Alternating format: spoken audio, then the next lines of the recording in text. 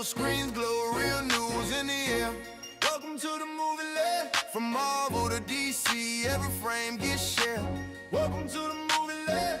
No cap, no spin, just cinema flair. If it's film or TV, yeah, you know we there. Welcome to the movie Lair. Welcome to the movie Lair. Welcome to the Lair. Welcome to the movie Lair. Yeah. Welcome to the movie Lair. We report the facts and the rumors, just keeping it square. Welcome to the movie Lair.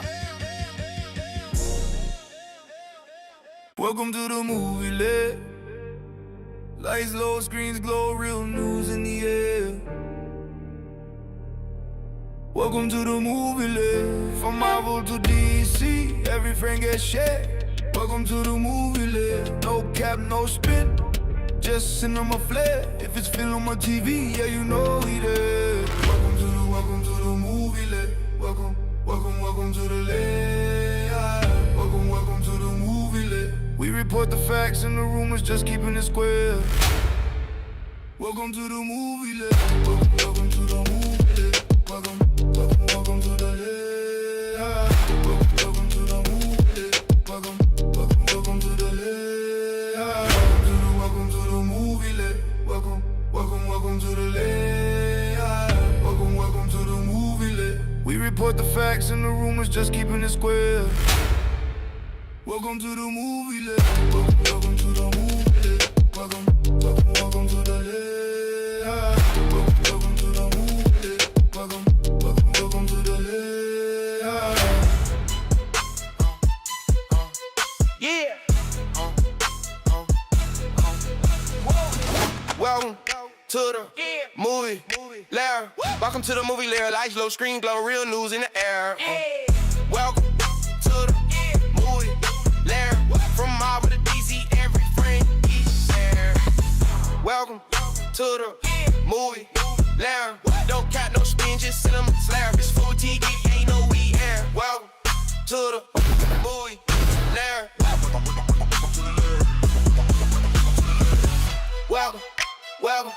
Welcome to the Lair.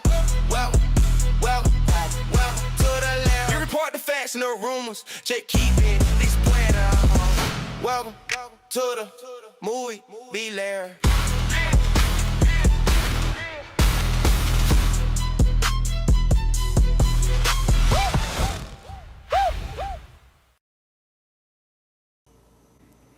What up, y'all? How y'all doing this Friday with the movie Lair? What's going on, people? Let me get everything set up here. Hopefully everybody is having a good Friday for this good Juneteenth. It's a good holiday.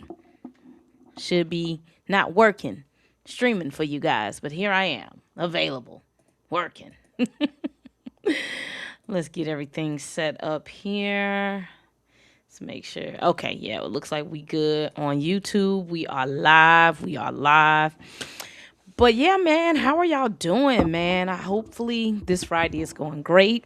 I think I got some good information to get into. I did take last Friday off. I took a little PTO, took some vacation. So we got some stuff we got to get caught up on. But I think we should have a good show. We got some good stuff going on this week. Let me get my chair up here. Yeah, man, I think we got some good stuff to kind of get into. A lot of comic book news. We've been kind of light the past couple weeks, but we got some good stuff coming from Marvel and a little bit from DC and all of that good stuff, man. I think we're gonna have a good show tonight. I think we got some good stuff to get into. Lawrence said, "Happy Juneteenth." That's right, Lawrence. Power to the people. Y'all let me know if my sound effects are working here. Let me know if y'all can hear that. My mic was cutting up earlier. Nisha said, "Hey, Tina, happy Juneteenth." Happy Juneteenth to all you black people out there and to all you Caucasian allies who are supporting us in this great day. Happy Juneteenth to everybody, okay? Happy Juneteenth. Because you know what? We could be anywhere in the world, but we're here in America. in goddamn America. It could have been somewhere worse, but here we are. Here we are.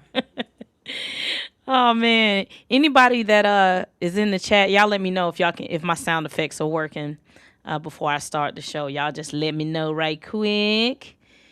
And then we're gonna get this thing going here. Hopefully y'all having a good Friday, man. I think we got some good stuff to get into. Oh, Barbara says the sound effects are not working. Lawrence, do you hear my bombs? Are they not working? Ooh, they're not. Hold on. We got to get that going. Hold on. We got to get the sound effects working. Hold on. What is going on with that? Hold on. Okay, hold on, y'all. Give me a minute. Let's get this thing back working here. Da. What about now? What about now? The mic is micing, but ain't no sound effects working.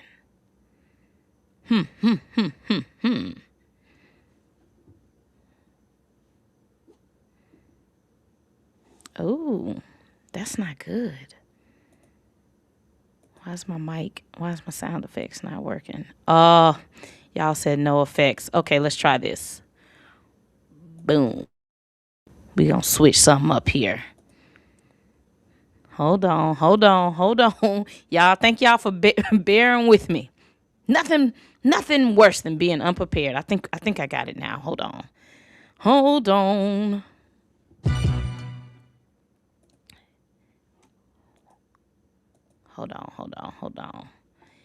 Thank y'all for bearing with me.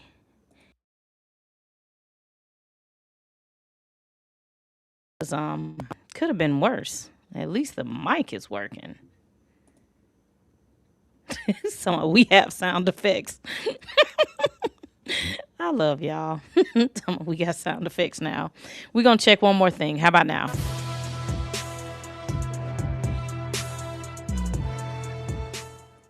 Did y'all hear the Avengers theme? Did that work? Let me know if you heard the Avengers. Yeah. Okay, Avengers is working. All right, man, we finna get this thing going. We finna go ahead and get this thing going. I appreciate y'all for cooperating with me through those technical difficulties. Oh, Jesus. All right. Before we do start the show, we're going to take a visit to my favorite place in the whole wide world, and that is New Orleans. I love. Hey, shout out to the super chat. Shout out to the super chat. Hey, thanks for supporting. I like that.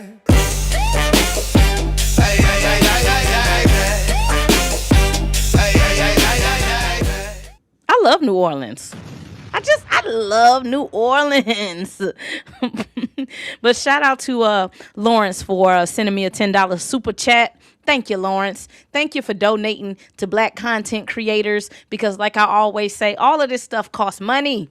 It ain't free. It costs money to put this stuff on. So thank you for sending a super chat to support the channel on this good Juneteenth, because I could be laid up in my bed drinking pina coladas, but I'm clocked in to work for y'all. I'm here for y'all to talk about all this stuff. Appreciate it, Lawrence. Lawrence says some of his family is from there. I love New Orleans. I have been all over the world, but I love New Orleans. It's my favorite place in the world. All right, we finna get this thing going. Let me take this sweatshirt off. The Vampire Lestat. Yeah, man. Yep, man. Yeah, man.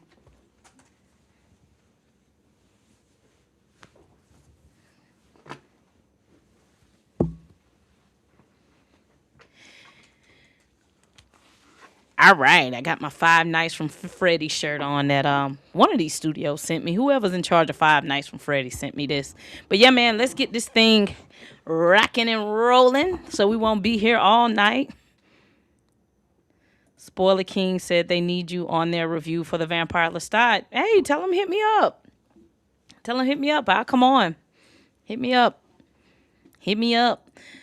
I will go on anybody's show anytime I'm invited. As long as it works in my schedule, I will be there. I will be there.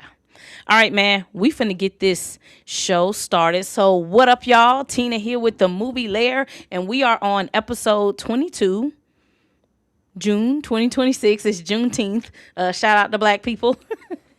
And this is going to be a heavy comic book show. We got a lot of comic book news this show for sure. But before that, y'all know how we do. If you are a frequent person here every Friday, we're going to talk about some general movie news at first. Then towards the end, we'll get into some Marvel and DC. But yeah, man, let's get this thing rocking and rolling. And oh yeah.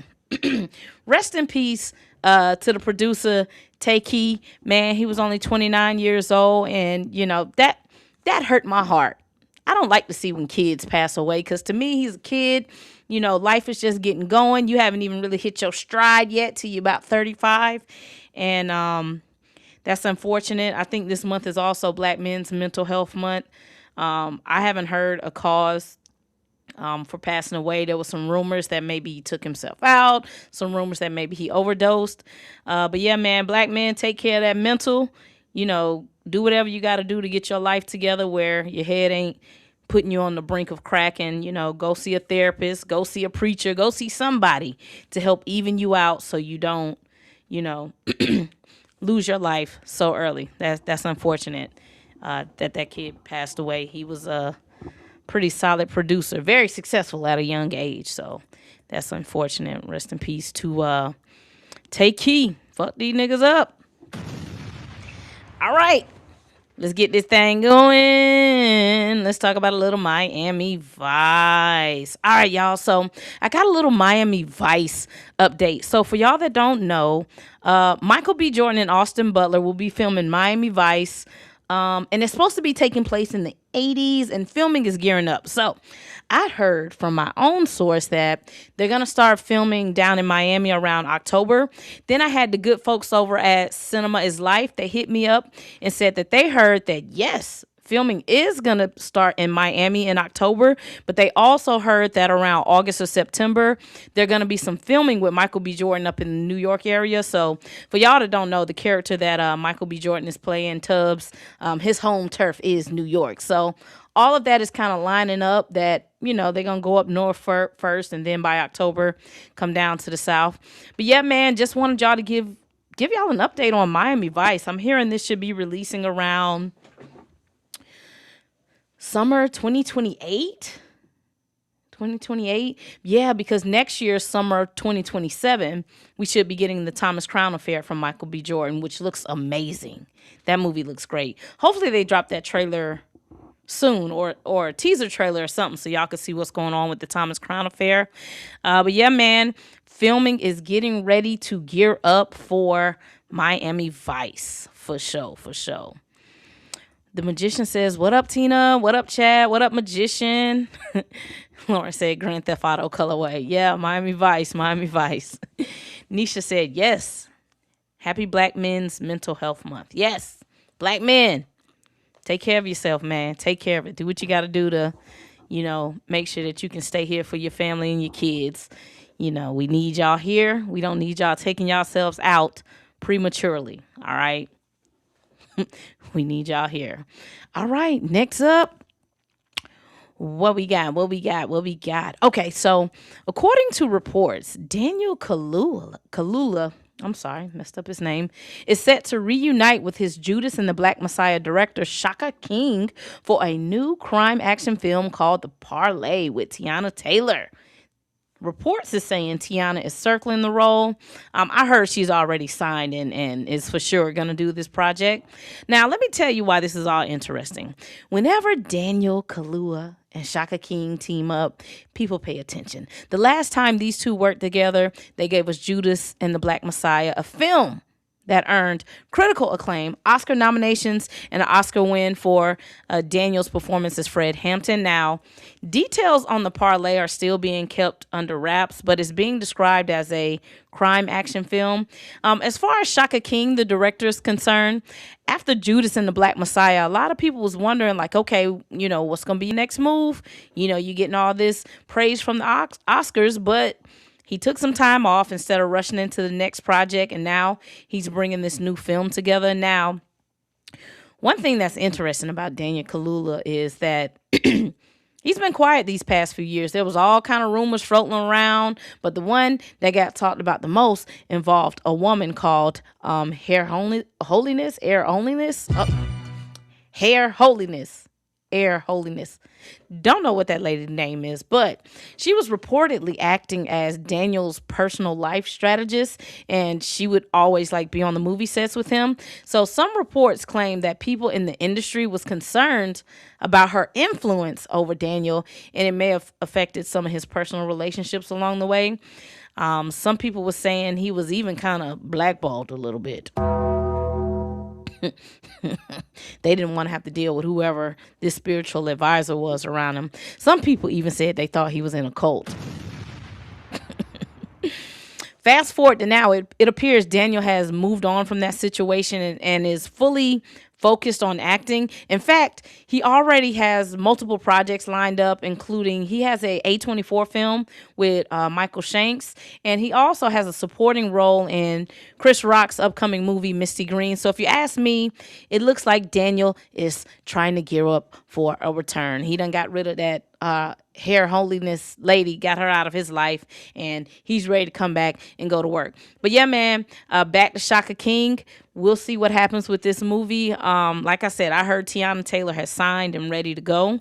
We just got to see if if a studio is going to pick this up. But I'm interested to see what Shaka King and Daniel get to work. Because a lot of people was like, Jordan Peele and Daniel was kind of like the dynamic duo, but him and Shaka King have always talked about how they like working together too. So maybe they'll continue to make more projects if Daniel can stay out of a cult. That's what the people said, not me. I didn't say it. Lauren said he played the same character in every movie. Do we?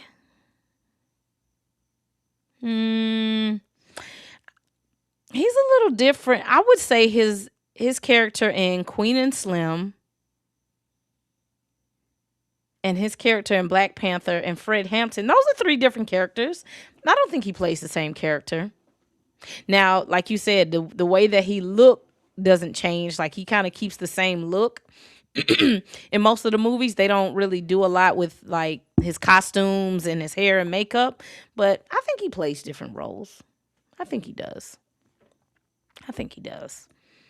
All right, next up, what we got? Let's talk about Gracie's Corner. Man, I know this is out of our demographics because we are grown people, we are grown adults, and we probably do not watch Gracie's Corner. But if you have kids, maybe your kids watch. So Gracie's Corner was a cartoon that started with this Black family because they noticed like it wasn't a lot of educational cartoons available for Black kids. I think it started around 2020, around COVID. And for y'all that do or don't know about Gracie's Corner, sometimes they'll add in like hip hop music and things like that to help teach the kids like colors and letters and words and stuff like that. And it just exploded on YouTube, like millions and billions of views to watch little Gracie sing and dance. Disney has stepped in and offered them a deal to put Gracie's Corner on Disney's platform, Disney Plus, probably the Disney Channel. Now, the good thing is the family will retain ownership of Gracie's Corner. Gracie will also still be available on YouTube.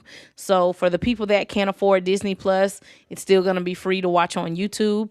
And let me see. Yeah, so a part of their deal was that they want to stay on YouTube, but they're also willing to work with Disney Plus to help develop new episodes for their platform. And this is what I'll say. If it makes dollars, it makes sense. If these companies see that they can make money off Black people, these kind of deals will be made. So when I hear some of my YouTube counterparts saying things like, oh, these companies don't want to invest in positive content, I don't sign up for that. I don't believe in that. I don't believe in that way of thinking, because for the history of this country, if it makes money, the corporations will come. I like more than check. They're going to come. If it's making money, the corporations are going to come. That's just a fact. If people are watching positive programming, they will invest in positive programming. If people are watching negative programming, they will invest in negative programming. I never believe these conspiracy theories that these companies don't want to create positive content. These companies want to create whatever makes them money. That's just that. We just have to watch the positive content, and then they will put money into it. If you think back to the 90s, right? Or the 80s, 90s, I would say more so the 90s. Think back to the 90s when R&B was really, really big. Guess what the music studios were doing? Investing in R&B, because they saw that we liked it. We was buying it. We was supporting the Toni Braxtons, the Whitney Houstons, the Aaliyahs, the TLCs. We was supporting it. So then they put money into it as well. So I don't believe in this fallacy that these studios just, they don't want to put money into positive content. They want to put money in whatever's going to make them money. So this is proof. Gracie's Corner is positive content. It has millions and billions of views, and you have companies coming in saying, hey, we will give you money. You even have a company like Disney bending the knee to this family and letting them keep ownership. Like, when does that happen? When does Disney let anybody keep ownership of anything? So they obviously believed in this family, believed in this brand. Sounds like maybe it might be a licensing/production deal. Not really sure. But yeah, man, these people, these companies will put money in whatever they feel like they can make money off of. That's just it. But yeah, shout out to the Hollingsworth family for creating Gracie's Corner. And now they have this deal with Disney. I hope this door that is open for them gives them the opportunity to open doors for others. And this story here with Gracie's Corner, this should be in the same conversation as Backrooms, as that movie Obsessions, and Iron Lung. These are projects that have started on YouTube or social media and has made their way either to the big screen, the movie theaters, or to deals with major companies. So, man, shout out to these content creators, this family who got together and said, listen, I don't see representation for my daughter, so I'm going to create the representation, which is what I always say. You can't say you want positive representation. If you want it, create it. Create it, put your money into it, and then if it's successful, the people will come. That's just it. That's just the game. Yeah, man, but shout out to Gracie's Corner, making it for the kids. Lauren said I would have went with Netflix. Not a big Netflix fan myself. Big Rich says when they put money into the music, they destroyed the music. I hope they don't destroy Gracie's Corner. When they put money into the music, they destroyed the music. White people have always put money into music. What do you mean? Nathan says they also get others to make similar content and start putting money into that. That's correct. Lauren said they're following the Ryan Coogler lead. Lauren said all the big black creators left Disney for Netflix. Yeah. I'm kind of up and down on Netflix, you know. I can kind of sit either way. You know, they're all big companies, but shout out to the family of Gracie's Corner. Tony Robinson said, "Hey Tina, hey Tony, thanks for checking in, man. Thanks for checking in." Shonda Rhimes, I don't blame her. They did her dead wrong. She should have left. Blue's house in the building. What up, Blue? What up, Blue? If y'all like the content that I do, y'all go support Blue. Go follow him too. He does similar content. But yeah, man, shout out to the family of Gracie's corner, and this is some good news to hear on Juneteenth. Even though it happened last week, I'm a little late on reporting it, but yeah, man, this is a positive representation. You know, this is what we want. So if y'all got little kids, make sure y'all kids is watching Gracie's Corner when it hits Disney Plus or Disney for sure. All right, what we got next? We done talked up Coogler and Netflix. All right, let's talk about my good brother Ryan Coogler. So Ryan Coogler is making another major power move in Hollywood. According to Variety, Ryan Coogler's Proximity Media Group has signed a new television partnership with Netflix that will have the company developing and producing original TV series for Netflix. This adds yet another major player to Coogler's growing empire. So for y'all that don't know, Ryan Coogler, his wife Zinzi, and his friend Zev Ohananan started Proximity Media. They started this company. They're the trio who brought you like Sinners, Black Panther, Wakanda Forever, Creed, Space Jam, so on, so on, so on, so on. Now, he previously had a deal with Disney to develop projects for the streaming service, and it looks like that deal is up, and Netflix has swooped in and obviously made this team an offer that they couldn't resist. So now Ryan Coogler and his team will be making TV shows for Netflix. Now, one thing I do not like. I don't like that it's an exclusive deal, which means he can only make TV shows with Netflix. That can be a bad thing. Because if things go sour, you stuck, you can't go parlay with other companies. That's why you see Tyler Perry everywhere. Tyler Perry is working with Amazon, Paramount, Netflix, the OWN network. He's not tied to one company, while Coogler right now is going to be tied to Netflix until that deal is up. Not sure how many years it's for. And I've seen some conversations around this deal, and I always say this. I don't think Ryan Coogler should be the black director in Hollywood who's responsible for creating art for the whole black community. I don't think he deserves that weight on his shoulder.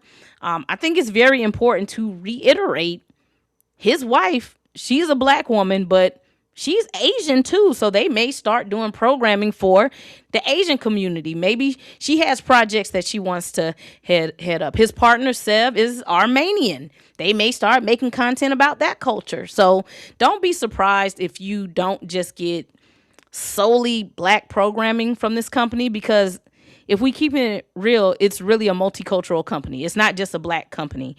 Ryan Coogler is the face of it, and we just automatically think this is a black company, but he has two other partners who has ownership.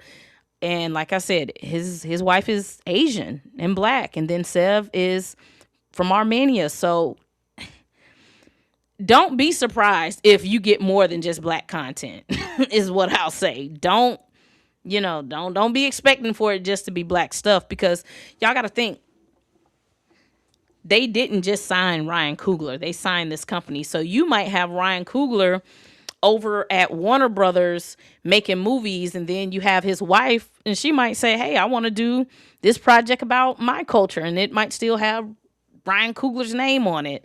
So, I don't want people to get too hyped and then they get upset, like, well, he ain't making black content, because, I'm sure we're going to get some black content, but don't be surprised if there's diversity too.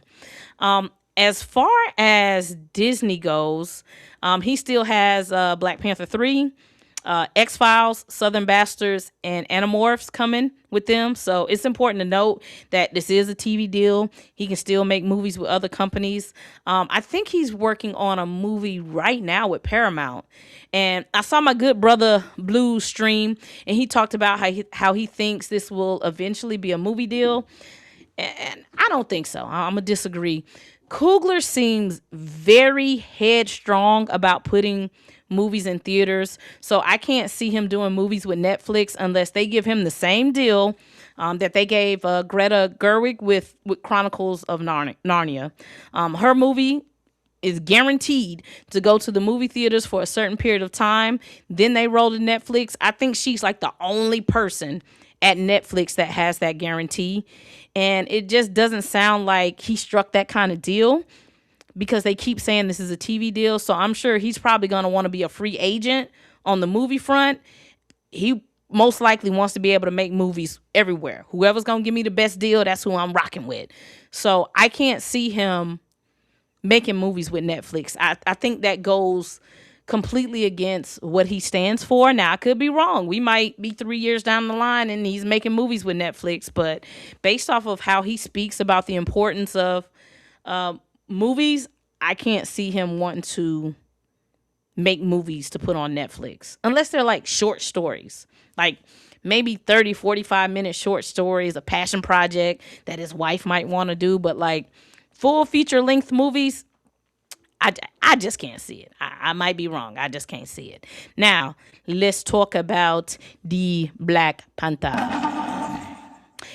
Now, since Ryan Coogler has just signed a deal to develop TV shows over at Netflix, the next question is he going to stay on and do another Black Panther trilogy? And what I'll say is, I don't know, man. I don't know. I think if Black Panther 3 is a success, like if it lands anywhere from $700 to $900 million, he may want a lot more money to do another trilogy, and it would be up to Disney to give it to him. Or he may say, hey, man, I've done my trilogy. Let somebody else have a chance with Black Panther. I'll stay around and executive produce, kind of like he did with Creed. He backed off and he let Michael B. Jordan handle that. He may do the same for the Black Panther franchise, or he may say, hey, I need the capital. I want the money. Let's run this bad boy back. Let's do another trilogy. I don't know. He right now is in a unique position of power, and I'm pretty sure he's surrounding himself with smart people to kind of help walk him through on what his next steps should be with Disney. But I think he definitely is going to want a lot more money. I would. If this Black Panther 3 movie is successful, I think they should pay him if he wants to do another trilogy. Y'all paid everybody else, pay him too. Now, my good brother Blue, he said some craziness. I think he said something like he wouldn't be surprised if Black Panther 3 makes like $500 million. Y'all are crazy. Sinners made $300 million. You telling me Black Panther 3 might fall between 500 million? Y'all are crazy. If y'all think Black Panther 3 is gonna make $500 million, that's insane. That's no, Blue, no. You need to lay off that pain medicine you said you was on. That's crazy. Black Panther 3 is not making. Let me put Chadwick on top here. Black Panther 3 is not making no freaking $500 million. That's crazy. The Lawrence report said Coog headed to the flicks. Okay, big dog. Yeah. Nathan Moore says it may be for a few projects. I'm sure he has it mapped out. Blues House said, so who is the Peter Safran of the big three? The woman? His wife? His wife? Let the woman handle the money. Nisha says, yeah, Ryan is probably going to branch out to be more multicultural. I agree with Tina. He shouldn't have that weight on him. Yep. Lawrence report says Ryan Coogler is about getting you to the movies, not on the couch. Lawrence said, I think after Black Panther 3, he's done. Okay. Nathan said, once he finishes his third film, get him away from Black Panther, please. Blues House said, where does Black Panther 3 fit in regards to Marvel's mutant future? And I heard you say that on the stream. Blue, do you think just because we going into the mutant saga, like they only doing mutant movies, they still gonna do They already done told y'all they still thinking about doing Thor. They still thinking about doing Doctor Strange, Midnight Suns, Shang Chi 2. So I don't think they just gonna do mutant movies. They'll figure it out. That's above my pay grade. Blue said, did I say 500? You did. You did. And I'm like, Superman made 600. You talking about Black Panther 3 gonna make $500 million. That's crazy. Oh. Lauren said, that's like Chill betting against Michael. Like,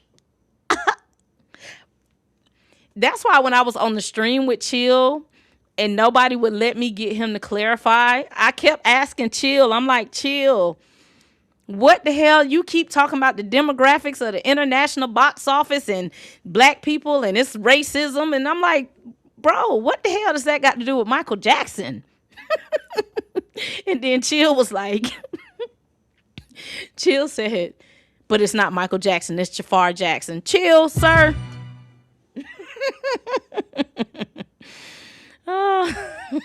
Chill. We know it's not Michael Jackson. He dead. We know it's not Michael. Oh, our good Canadian brother, Chill. Blue said, well, put me down for that being that low end of the box office.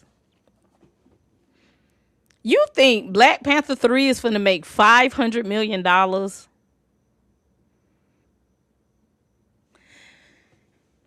much did Fantastic Four make? Fantastic Four box office. Fantastic Four made 521, Blue. You telling me Black Panther 3 is not gonna make more than the Fantastic Four? Fantastic Four made 521. Sir. Blue talking about he taking big swings like Feige.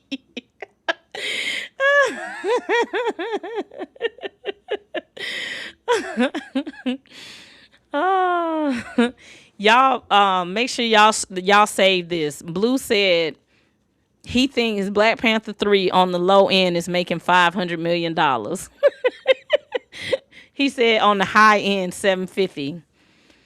On the high end, I'm saying 9. I'm saying, look how much Wakanda Forever made. Let's see, Wakanda Forever box office. We always got to have this Black Panther box office debate. Wakanda Forever made 859. And y'all and y'all people always say this, oh well, people wanted to see how they was gonna handle Chadwick.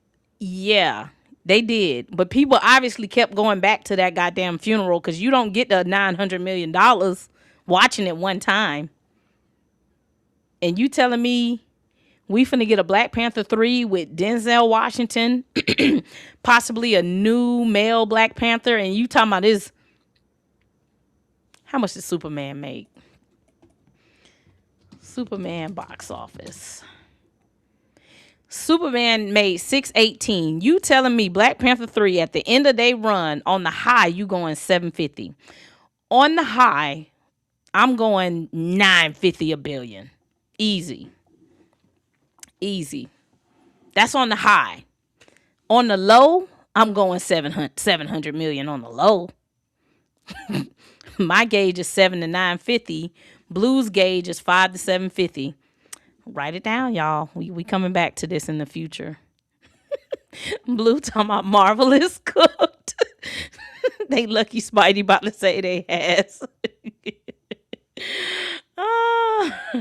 Lawrence Report said we really looking at 700. At like on the low end, 700. She said if T'Challa ain't in at 450. T'Challa wasn't in Wakanda Forever and it made 850. What y'all be talking about?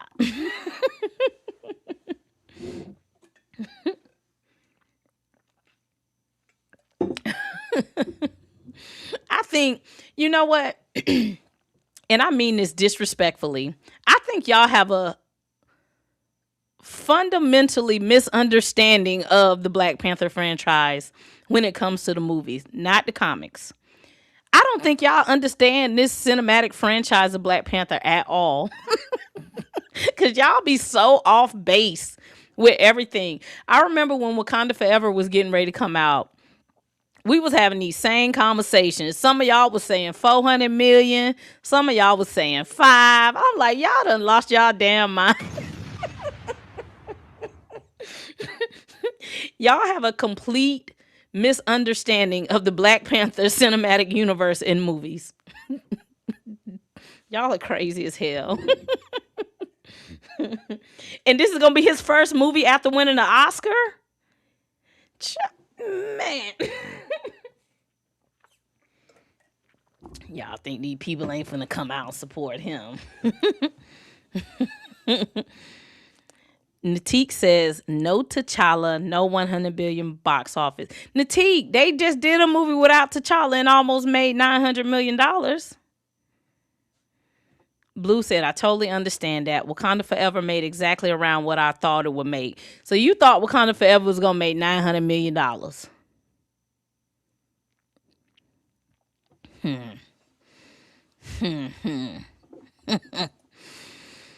Ciao. Brother Coogler. I don't know why they be doubting you, Brother Coog. And y'all was some of the same people saying, don't know, ain't nobody watching Ironheart, ain't nobody watching Eyes of Wakanda. Somebody at Netflix must have been watching it. How did he get a TV deal if y'all say don't nobody watch TV shows? How did this man land? Do you think he landed the TV deal just off of his name? You think they just gave him the money just because he Ryan Coogler?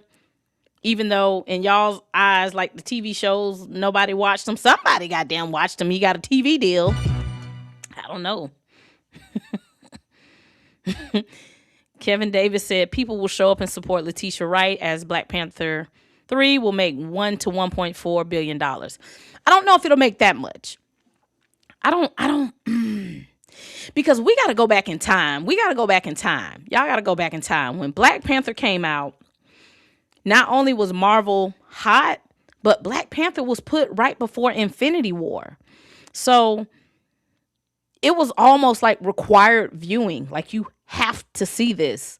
And I think that was one of the things that kind of tilted to that $1.4 billion. And then, of course, the Black community showed out. We were renting out theaters. People was going back multiple times. It was just an anomaly. It just was to me. I don't. The only way we get another Black Panther movie, I think, hitting that $1.4 to $2 billion range, they would have to position it in that same spot again, like right before the next Avengers movie. But because one thing I will give the brother Chill is, we still got to remember this still is a Black franchise. And so when we're talking like worldwide, like sometimes people just don't like to see a lot of Black people on the screen, so they just not going to go watch it. But I don't know. Blues House said he landed the deal because he's a damn good director and businessman.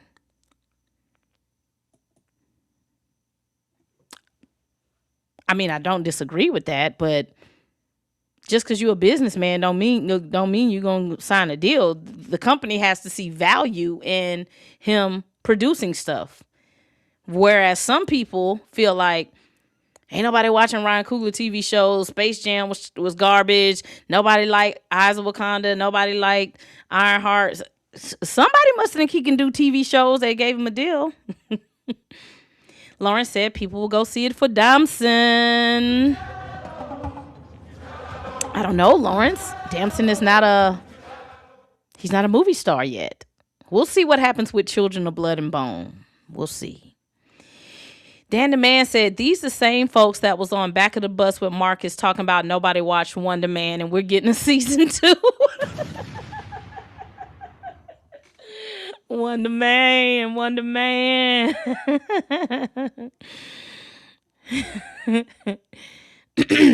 Blues House said if they recast and feature the recast in a major lead-up film, I can see the Billy. Yeah. S. Jaddick says, Kelvin, get off the crack. Black Panther Wakanda Forever dropped nearly $500 million. It ain't going back up with Shuri as the lead. Damn. Tina didn't watch F1. I absolutely did watch F1. I did. He's only done one movie. And I liked him in F1. I liked him in F1. Y'all know how I feel. If Damson is the new Black Panther, I'm supporting nephew. I'm supporting him. He ain't my choice, but I will be supporting our nephew if Damson is the new Black Panther. Y'all know how I am. I'm rooting for everybody black. You know. I'm rooting for everybody black. All right, let's move on to DC. Let's talk about a little DC news. All right, y'all. So we may have a major shakeup when it comes to Matt Reeves' Batman universe because, according to Scooper and journalist Jeff Snyder, Brian Tyree Henry is now set to play Harvey Dent, while Sebastian Stan is reportedly playing Victor Zsasz. And if it's true, it has completely changed how I'm looking at this movie, how I'm looking at the cast. Now, for y'all that don't know who Victor Zsasz is, pretty much in a nutshell, he's a guy who feels like living life is horrible, so his idea is to kill people to free them from the bad things that life causes. He feels like his killings are mercy. He puts you in the mind kind of like Jigsaw from Saw. You know, he would go around and kill people who didn't really value their life. Victor is kind of like that a little bit. Now, up until now, the assumption from many fans was pretty straightforward. Sebastian Stan was going to be Harvey Dent. Scarlett Johansson was going to be Mrs. Dent. And Charles Dance, a lot of people thought he could be playing Harvey Dent's father, Christopher Dent, the abusive father. And I was just like, yes, I like this family. I like how this looks. But now that we're hearing that it's changed, the bigger question is, okay, who is Scarlett Johansson and Charles Dance playing now? Because if Sebastian Stan is Victor Zsasz, then Scarlett Johansson probably isn't Mrs. Dent anymore. I mean, she could be, but you know, could she be a new like character? Is this a new character, or is she tied to the Court of Owls? Could she be someone connected to Gotham's elite family? Because if you remember when we first reported on this, whatever her role is, she really wanted it. She really wanted this role. So I don't know. Now, Charles Dance has the kind of presence where you don't really want to cast him for a small role. Like, I mean, so if he's not Harvey Dent's father, is he like a Gotham power broker, a corrupt politician, leader of the Court of Owls? Who is Charles Dance playing? I don't know. I guess we'll see. Now, let's talk about the good brother Brian Tyree Henry as Harvey Dent. What I will say is he my first pick for Harvey Dent? No, he's not. But I'm also not the damn casting director. So if they said he Harvey Dent, they picked him for a goddamn reason. All right, they may be changing his backstory, or maybe he was just the best goddamn person for the job. Now, I did not like what Grace Randolph said. Grace Randolph was like, you know, Harvey Dent is supposed to be a pretty boy aristocrat. Brian can play pretty boy aristocrat. He can play a pretty boy aristocrat. The reality is, a lot of people don't consider him a pretty boy because he's heavyset and he's darker skinned. That's the real conversation. Y'all don't think somebody who's heavyset and dark skinned could be considered a pretty boy. That's the reality of it. But yeah, Brian Tyree Henry can play a wealthy, rich, snobby lawyer. He definitely can. And just because he ain't no pretty boy to y'all, Grace Randolph, don't mean he ain't a pretty boy to somebody else. I know some heavy-set, dark-skinned dudes with a little money who be having women, and he's charismatic and he's fly. Like, I know a couple, okay? I know a couple heavy-set, dark-skinned dudes. I'm in Florida, mind you. So I'm down here with a lot of the Caribbeans. I see it. Now, one thing is for sure. If this report is accurate, the casting board just got a whole lot more interesting. But one thing I can say about Matt Reeves' universe, they're pretty good with casting. Like, we just got to kind of see how this goes. The only casting I really don't like that Matt Reeves has done is really the vampire Batman, Edward Cullen Batman. I don't like Robert Pattinson as Batman. I don't like it. When I watch the Batman, I'm watching it for everybody else but him. I don't like that casting, but everything else, I think they got everybody else perfect. Catwoman is dope. Penguin is dope. Like everybody else they got right. I just don't like Edward Cullen for Batman. So I'm not a casting director, so I'm not gonna, talk trash about who they cast. They obviously saw something that they wanted to do, and we'll just see if it works out. That's all I can say about that. One other thing, Jeff Snyder also mentioned that there might be a Poison Ivy show in development over at DC, but he's unsure on if it's in Matt Reeves' universe or James Gunn. It sounds more like Matt Reeves, in my opinion, because James Gunn has been keeping, his distance from Batman for the most part until they figure out how they're going to handle two Batmans running around the DCU. But yeah, that's the news for the Batman. Lawrence said, I don't trust this rumor. S. Jaddick said, didn't the animation studio go out of business after Lies of Wakanda? What does that got to do with anything? What does the animation studio going out of business got to do with anything? There's a lot of animation studios going out of business. It's a lot of everybody going out of business because of AI. Dan the Man says Scarlett Johansson is Phantasm. Okay. Nathan said he's going to be great. Lauren said Lando played Harvey Dent. They forget. Lauren said, but you don't bring in Sebastian Stan and don't use him as Harvey. I agree. But what I will say is, and I talked about this in my video, I did find it odd that he shaved his head. I'm like, why is Sebastian Stan cut all his hair off and he's supposed to be Harvey Dent? I did think that was interesting, but I was like, whatever, they'll figure it out. Dan the Man said, AKA Harvey's supposed to be white. Come on, Tina, you know what she talking about. Yeah, I know what she talking about, but and this is where we always differ on race swaps. Y'all know where I stand. I don't give a damn about race swaps. I don't care. But there is nothing about Harvey Dent that says he has to be white. That's just my thing. Lauren said, not sold on the Brian Tyree race swap. Where's Chillmonger?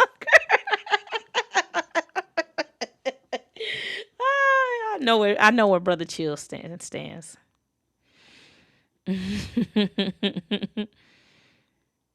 Lauren said, I ain't forgot what Grace said about Mr. Terrific's hair. Yeah, I let that slide. I let that slide because I'm like, she was saying Mr. Terrific's hair is a little bit too, what she said, too Black Power. It's like, Grace, what the fuck? Slatham says, what's up, Tina? What up? Blue said, I don't like him as Batman either. Me either. S. Jaddick said, look, Tyree just ain't Harvey. He ain't hot or suave enough. You don't think Brian Tyree Henry is suave? I don't think y'all have seen a lot of stuff that Brian has been in. Brian Tyree, like, what are we talking about? And how do you even define if somebody is suave? All that is costume and makeup. Like,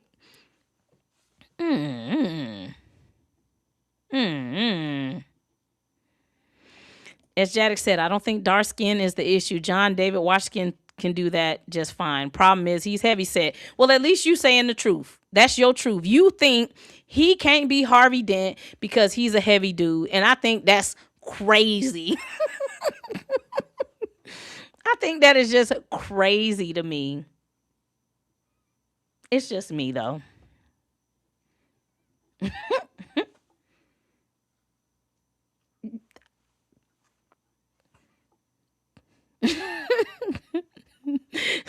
And look, everybody is on Ozempic. By the time this movie come out, he might be done lost some weight. He might got muscles. Y'all saw what Camille Nanjiani did for Eternals. He went, lost that weight, put on some muscles. Bad Bunny. So look, y'all might have, a built up Harvey Dent by the time November get here and he get to filming. Y'all don't know.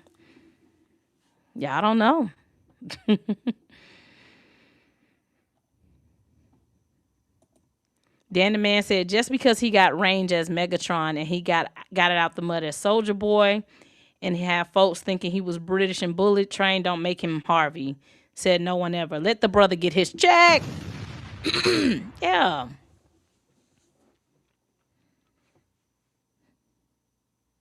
Let him get his check. Because I'm just thinking about all the race swaps that have been done.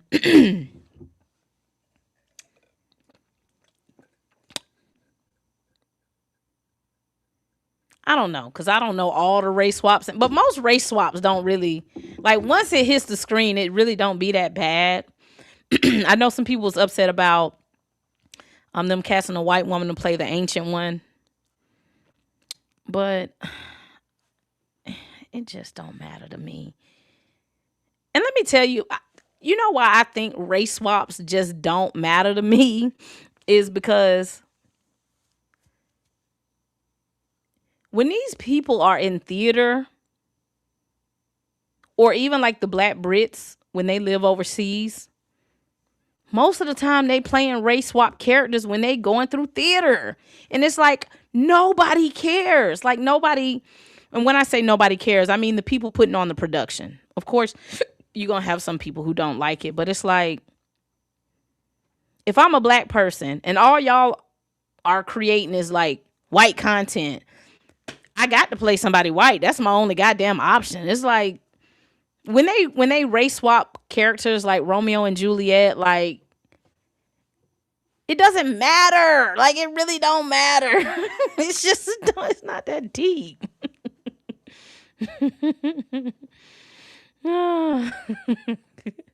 Lauren said Terrence Howard would be acceptable to Grace.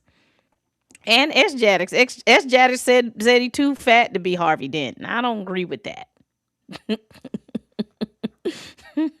Look, my granddaddy was a fat black lawyer and he had bitches. I thought he was smooth as hell. He had a lot of women. He was very charismatic.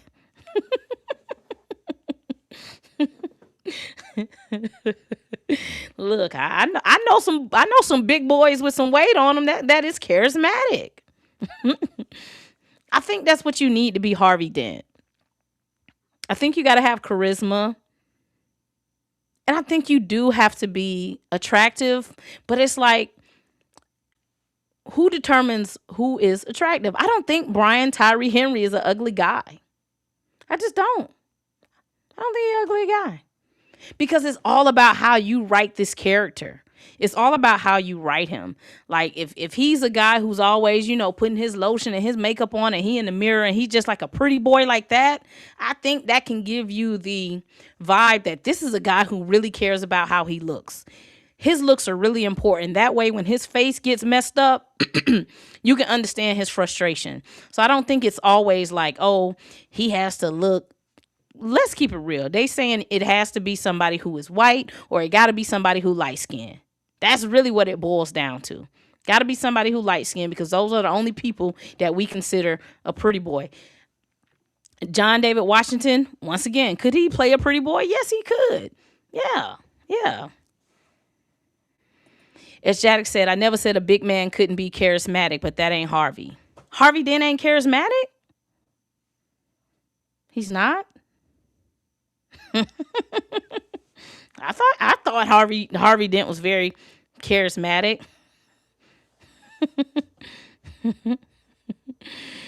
Look, and sometimes it's okay with doing something different. But I still think he could do it if his character is written well. He could come from a family with money, or he could come with a family who very stuck up and they looks mean everything to them. It's all about how he's written. That's how I feel. Y'all ain't never seen somebody ugly who think they cute and you can't tell them they not cute? It's people out there like that. But I don't think this man is ugly. I don't think he's ugly. I think he's an attractive man. It's just said Harvey is charismatic. He ain't big bodied. Well, child, he is now. Moving on. All right. Speaking of James Gunn, so somebody on the internet asked him, is it true that the Jimmy Olsen show has now become a guerrilla Gorilla Grodd show. And he said, nope, that's false. Jimmy Olsen and Gorilla God has always been a part of my initial package with DC. Now, I'm not going to say James Gunn is lying. But what I will say is, I don't remember a Jimmy Olsen TV show being a part of the Gods and Monsters phase that was announced 2 years ago. Matter of fact, 80% of the things he announced as being a part of Gods and Monsters probably will never see the light of day. But James Gunn, I just don't think the people like the idea of a Jimmy Olsen show with no Superman and no Lois Lane. I don't think the people like this.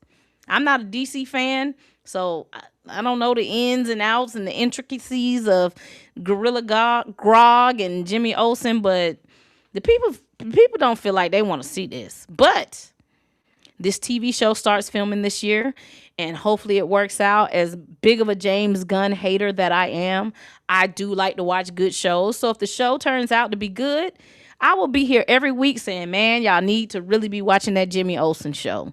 I do want James Gunn to win because I feel like, when DC is doing good and Marvel is doing good, we got a good ecosystem going. I don't want to see DC failing. But unfortunately, James Gunn just don't do the right things sometimes. He just don't. I'm not even going to get into the tracking for Supergirl. I'm going to wait until I watch Supergirl next week to even judge it. I do think they have completely dropped the ball on the marketing. And if y'all have been following me, I told y'all last year, I said, listen, they got to figure out who their target audience is for Supergirl. And I don't think they ever figured it out. And the movie is suffering for that because they never knew who this movie was supposed to be for. Because when you find out who this movie is for, you can go directly to those people and market to those people. And I don't think they knew. They don't know if Supergirl is supposed to be for 5, 6, 7, 8-year-old girls or if it's supposed to be for girls that are 19 to 35. They could not figure out the target audience. So James Gunn got to get it together, man. He got to tighten up. Peacemaker didn't chart but one time. I don't know what this Gorilla Grodd show is going to do. Lanterns does look good, but luckily he ain't involved in that. You can tell he ain't put his fingerprints on that. He was too busy worried about Superman. So, child, I don't know.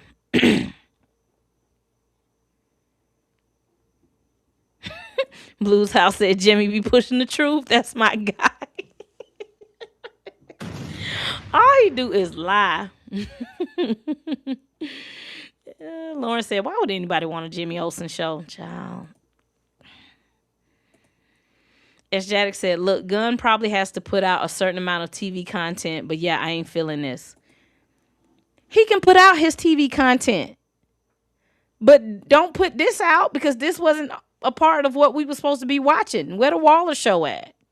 Where all them other shows you announced? I can't even remember all the damn shows he announced.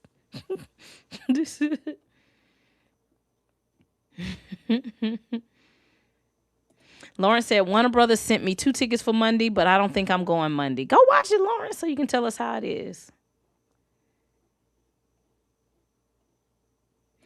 As Jaddick said, to be frank, for Super Ladies movies, stick to spellcasters like Wanda and Zatanna and warrior princesses types like Diana. That is where the market is. No, this Supergirl movie could have worked. But I just think they don't know if they wanted Supergirl to be for little girls or if they wanted it to be for adult women. And they really should have geared towards the adult women. They should have just went for it. Because when you think of movies that have done well for women, we're talking Devil Wears Prada. We're talking the Barbie demographic. We're talking Wicked. Those wasn't just like kids movies. Those was movies made for adult women. Wicked, even though the little girls be going to watch Wicked, Wicked is an adult property for some of the stuff they had going on. So they should have treated Supergirl that way. But I'll be there, man. I'm going to go check it out. All right, what we got? Oh, we finna get into Marvel. So this is what we're going to do, y'all. Marvel is up next. I'm going to take me a little water break, and then we'll get into all this Marvel news and drama that they got going on. Give me 2 minutes, and I will be back. Commercial break with the movie Lair. Grab some snacks and pull up a chair. Commercial break with the movie Lair, movie Lair. From Wakanda to Gotham, we talking all that here. Commercial break with the movie Lair, the movie Lair, the movie Lair, movie Lair. Commercial break, break, commercial break, commercial break with the movie Lair. Grab some water and some snacks. Me back here. Commercial break with the movie Lair. We cover rumors and movies, all that here. Commercial break with the movie Lair. Grab some snacks and pull up a chair. Commercial break with the movie Lair, movie Lair. From Wakanda to Gotham, we talking all that here. Commercial break with the movie Lair, movie Lair. Commercial break with the movie Lair, movie Lair, the movie Lair. commercial break with the movie Lair. Grab some water and some snacks. Meat bag, yeah.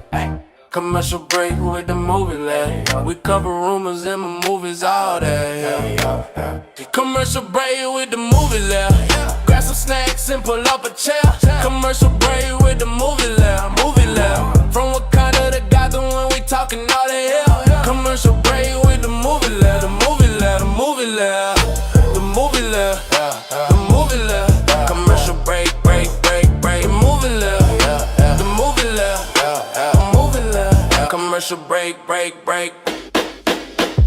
Commercial break. The movie Lair. The movie Lair. The movie Lair.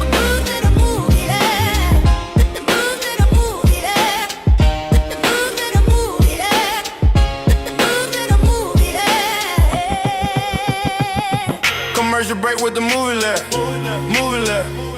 From Wakanda to Gotham, we talking all that here.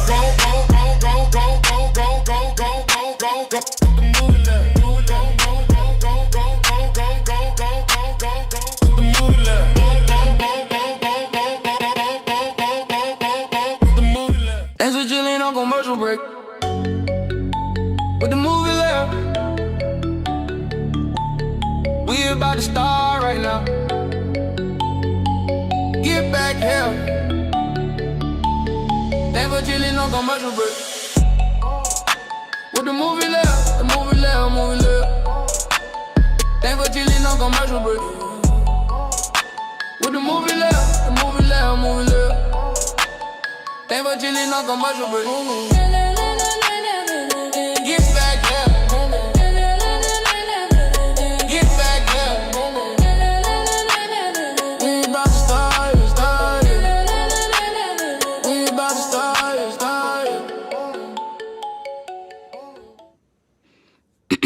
All right. Thank y'all for being patient with me.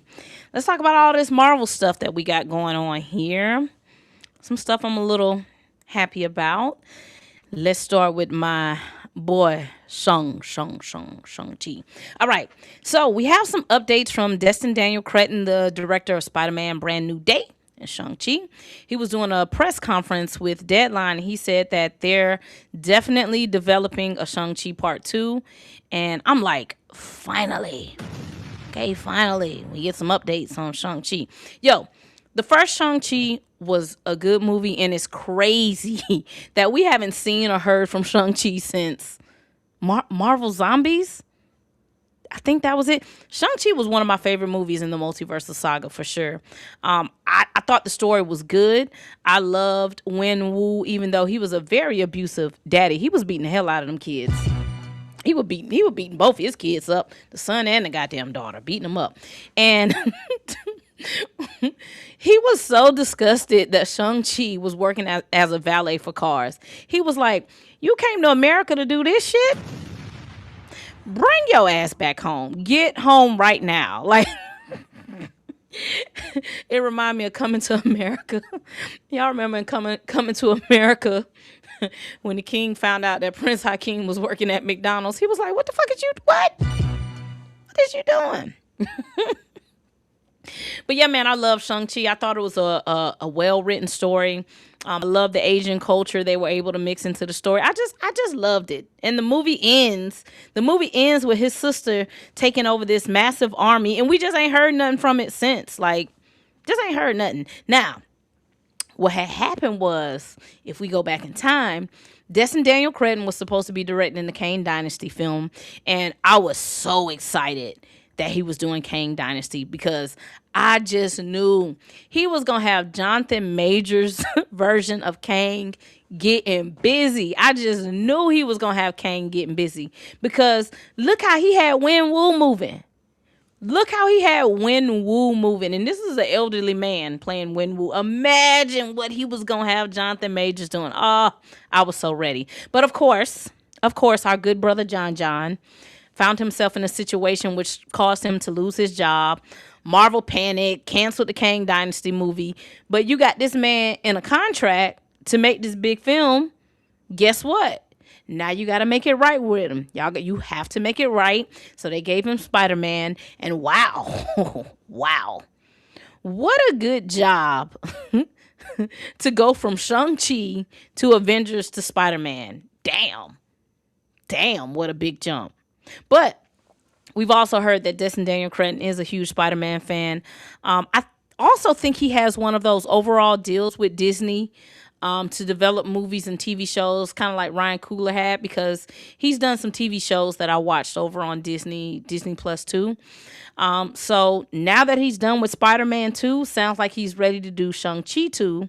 And as soon as he finishes Shang-Chi 2, he probably got to start working on the next Spider-Man movie. So he's going to be busy for the next 5 to 10 years with Marvel if this is going to be your new Spider-Man guy. Like, if this Spider-Man movie makes money, which is already tracking to be like the biggest movie opening within the last 5 years, this Spider-Man movie is going to make money.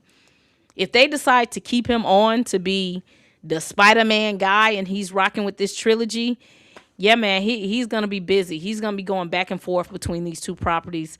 But, yeah, I'm just happy to hear that Shang-Chi 2 is in development and we may be getting some progress in the mutant saga. And that goes back to kind of like how we was talking earlier, Brother Blue, if you still here, when you like, how's Black Panther fit into the mutant saga? Obviously, they still going to keep making regular stuff outside of mutants, so they'll goddamn figure it out. I don't know. They'll figure it out. Lauren says Shang-Chi before Blade or get into T'Challa recast. Nisha says, I was wondering if they were ever going to do a Shang-Chi 2. S. Jaddick said, Destin can say that, but where would it even fit in the schedule? MCU only wants to do like a max of 3 movies a year. X-Men, Ryan Reynolds project, F4 sequel, BP3, Doctor Strange 3, Thor 5 all seem higher priority. I don't think Fantastic Four is a high priority because, I mean, the director that they have for Fantastic Four is working on something else. I think right now their only like main priority is X-Men, Black Panther 3. Everything else, they'll figure it out. Dwayne Coleman said, my son works. That's how he was. Nisha says, and is Shang-Chi going to be in Doomsday? Is he a part of that? I don't know the background of Shang-Chi. Yes, Nisha, he is in Doomsday. Yes, he was fighting Gambit. Yep. He will be in Doomsday. All right. Next up, what we got? Oh, Spider-Man. Let's talk a little Spider-Man news, man. So the trailer dropped. Y'all can check out my reaction video on my page, but let's talk about some of these rumors and news. Let's start with Keith David. So we heard his voice do narration in the first Spider-Man trailer, and people immediately started trying to figure out, okay, who is he playing? Some people said the Jackal. Some other names was thrown around. Now Daniel RPK says we may never even see him in the film at all. He said he may just be there narrating the whole time. And I'm like, who is this narrator? Like, is he somebody creating a documentary? Like, why is he just narrating? Or is he being set up to be a character in the next Spider-Man movie? Who knows? But per Daniel RPK, we won't ever see Keith David in this film. He's just going to be doing a lot of voiceovers. So I don't know what the hell that means. Now, Daniel RPK is also reporting that Liza Zayas will be playing Jean DeWolf in the new Spider-Man movie. In the comics, she was a police detective in New York City.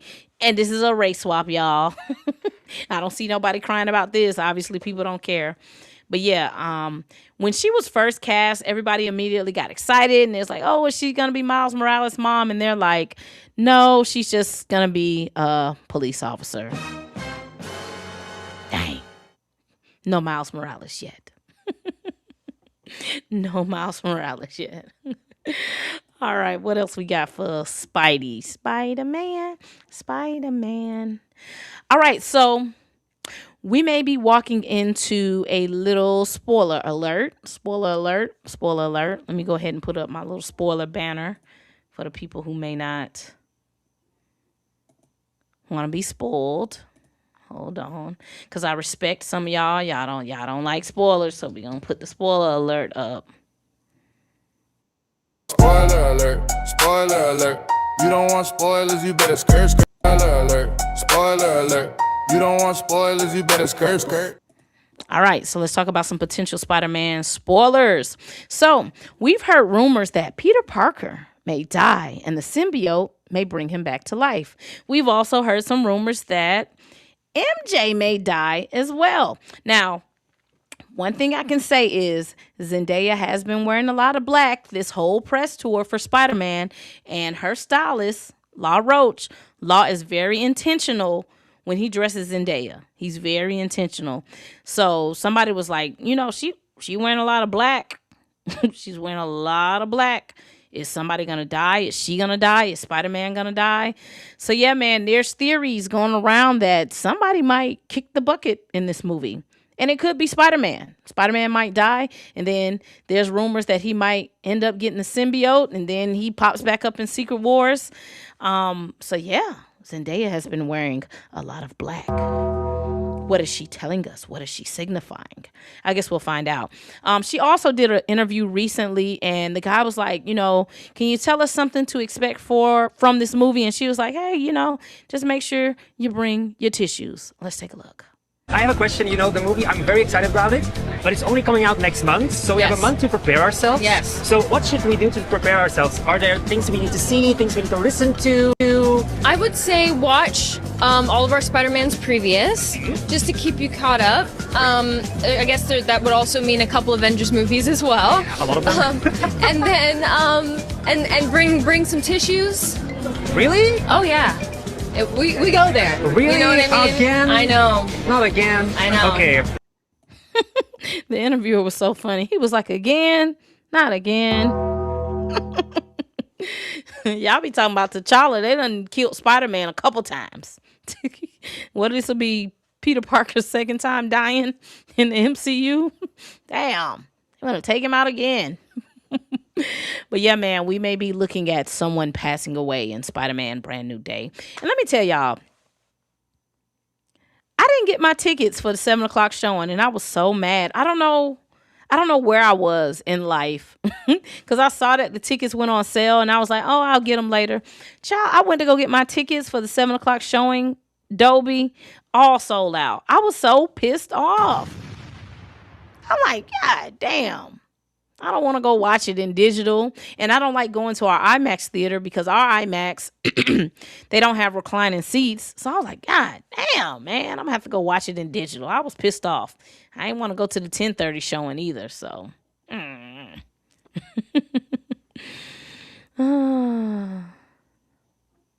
Nisha says, shout out to Keith David getting his Hollywood Walk of Fame. He deserves it. He does. S. Jaddick said, no one dying here matters, because they can just reset after Secret Wars. You right. Lauren said they will add more shows. I hope so. Our theater don't really do that.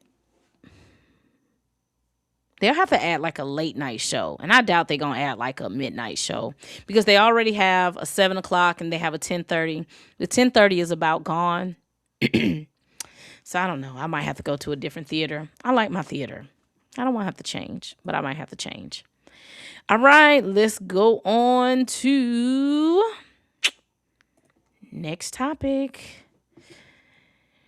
Let's talk about the X-Men. All right.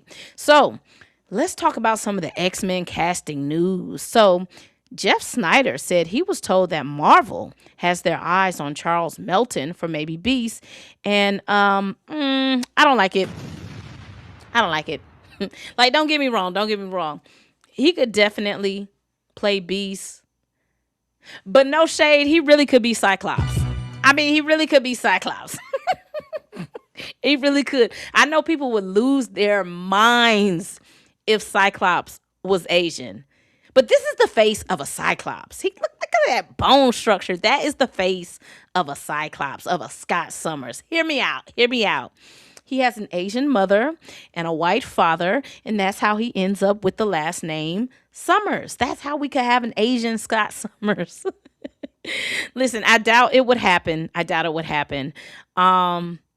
don't like him for Beast, but he definitely can do it. Otherwise, I also think he would be a good Mr. Negative. You can have Charles Melton over in the Spider-Man universe, or, you could put him over in the Shang Chi universe and let him play out over there.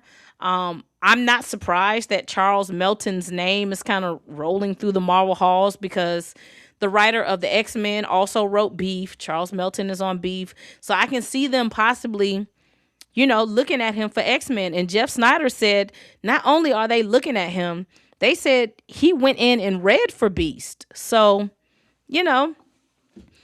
there's a little weight on that. Now, we also heard a month or so ago that Peter Claffey from the Game of Thrones universe may be in the running for Beast as well. I don't like that.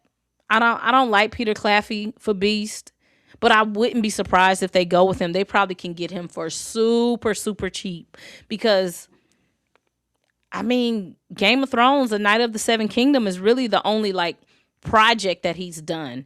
And they love getting these foreign actors because they can just pay them less.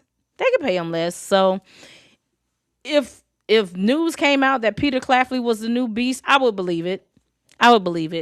Now, is he skilled enough to change his accent? That's always been my argument. Since he hasn't done a lot of acting, is Beast going to be Irish or is he going to have an American accent? That's something I don't know. But I wouldn't be surprised if Peter Claffey or Charles Melton is Beast. Do y'all think Charles Melton would be a good choice for Beast? Who else could he play? What are the Asian male mutants that he could be? I don't know any off the top of my head. I don't know any. But yeah, I like Charles Melton. Nathan said he ain't nerdy enough. S. Shattuck said he could play Cyclops, but he clearly looks quite a bit older than Sadie. Let's see how old Charles Melton is.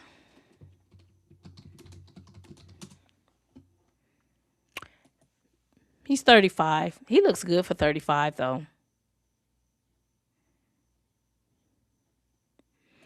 Collector's Reign said he could be Mystique. That's basically what he was in Gen V, a shapeshifter gender-wise. Why would he want to play something that he already played? Collector's Range.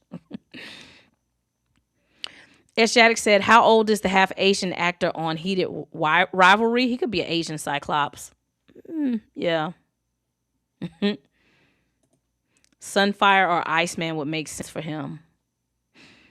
Yeah, I could see that. Everybody's saying Sunfire or Iceman. Sunfire or yeah, I could see that. Dwayne Coleman said he could do it. Hope made Beast more than he is, so this dude could do it. Yeah, he can do it. Lauren said Taewon Lin Lai.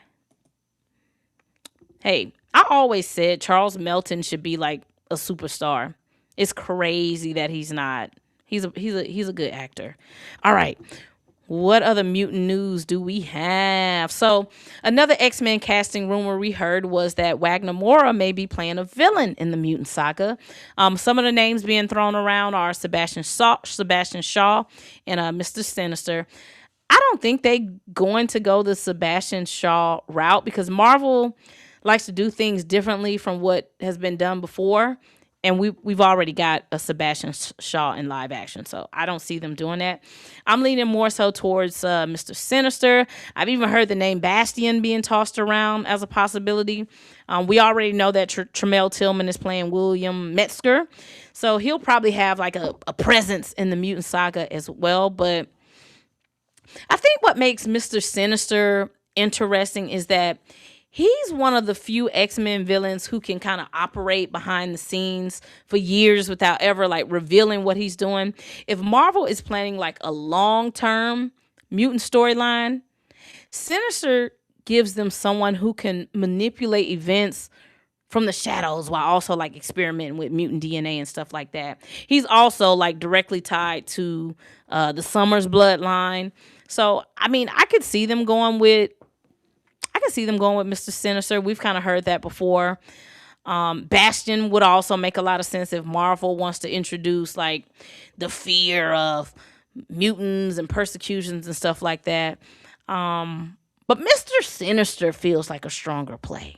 And honestly, if Marvel wants a villain that audiences haven't seen on the big screen before, I mean, I can see them doing Sinister. I can see that. I liked him in X-Men 97, so we will see. We will see. S. Jaddock says, I need a white British Mr. Sinister. Okay, I can see that. I think Blue said that too. Yeah, I think Blue was very particular on Mr. Sinister's casting. Kevin Davis says, Disney Plus has trained the audience to wait for certain projects to watch at home. The Magician says, Sinister and Bastion needs a skilled actor with gravitas. Gravitas. I'm with it. I agree. All right. What we got? What's next? Let's talk about Storm.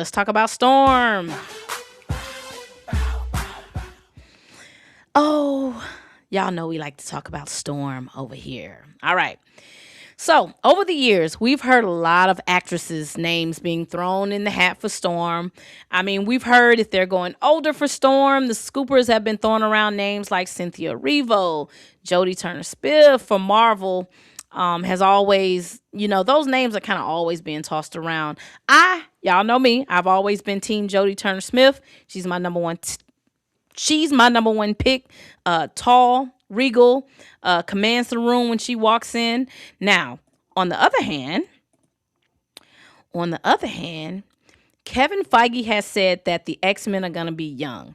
And if we're going young, Bethany Antonia from House of the Dragon said, hey, if you are looking for a Storm, call me. And I was like, okay. I never thought about it until she said it. I was like, I can kind of see that. I can dig it.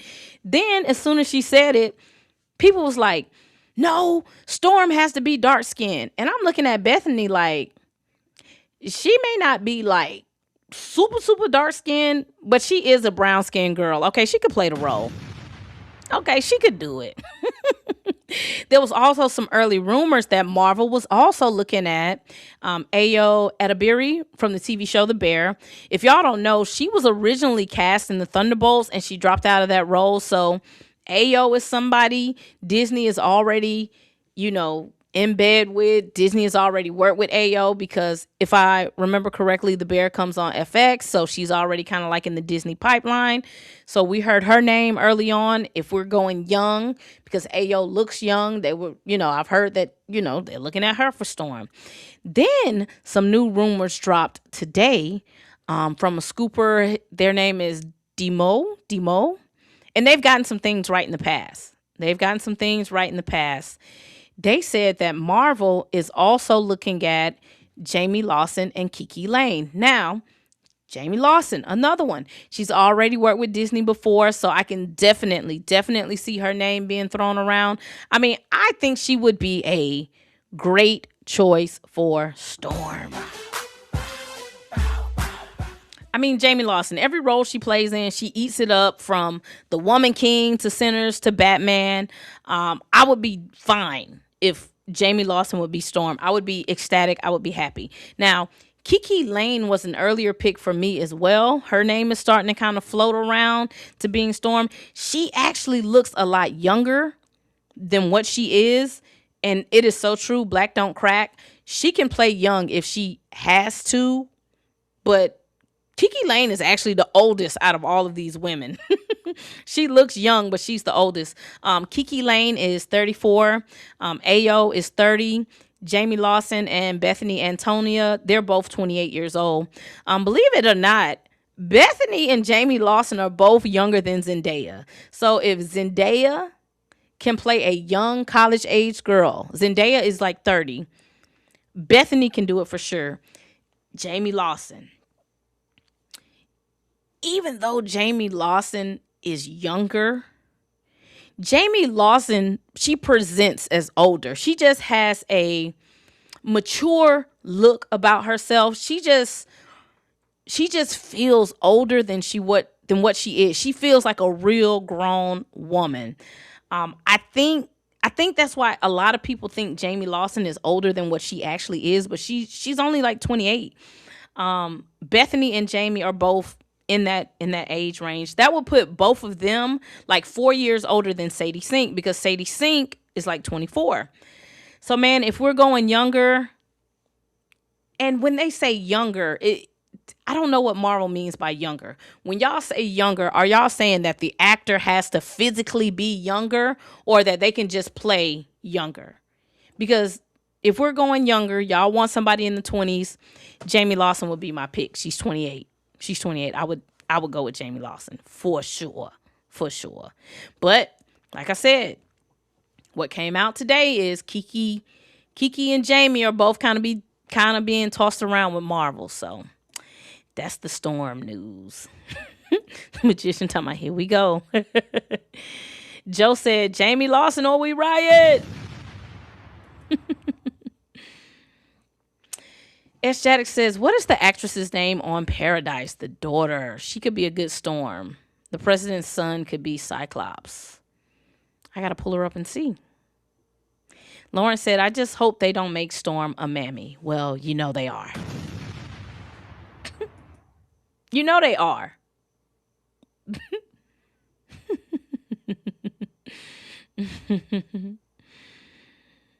You know they are. Magician says, I'm fine with Jamie. S. Jaddick says, Ayo, no, Jamie is shorter than I would have liked, but she is a good enough actress. How tall is Jamie Lawson? Jamie Lawson height. Let's see how tall she is.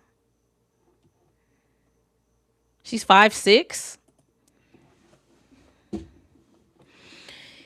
It is going to be, I'm not going to say it's going to be hard. I don't know a lot of dark-skinned black actresses that is going to give you 5'9", 5'10" in height outside of Jodie Turner Smith. Not saying they don't exist. These women exist. I just can't think of any like off the top of my head that's already like an acting actress. They might just have to go find somebody we don't know. But all of these women, Jamie Lawson, Kiki Lane, Kiki, I think she's a little taller. Kiki Lane is 5'9". Kiki's taller. Lauren said, Kiki don't got no neck. Dwayne said, Antonia is too small. If these are the finalists, it should go to Kiki Lane. Nisha says, Kiki Lane or Jodie Turner Smith. Lauren said, Tiana Taylor got the Storm body. Man, I guess. Nathan says, as excited as we are for Storm, Disney is not going to do Storm justice. We got to brace ourselves. They're going to have Storm on screen in a total of 10 minutes. I can see it already. I think that Disney knows that Storm is important. I think they know that Storm is important. I think they know. I think they know. Lauren said if they cast Cynthia, I'm boycotting. Magician said she could wear heels. Lawrence said Storm got abs. Yeah, she do.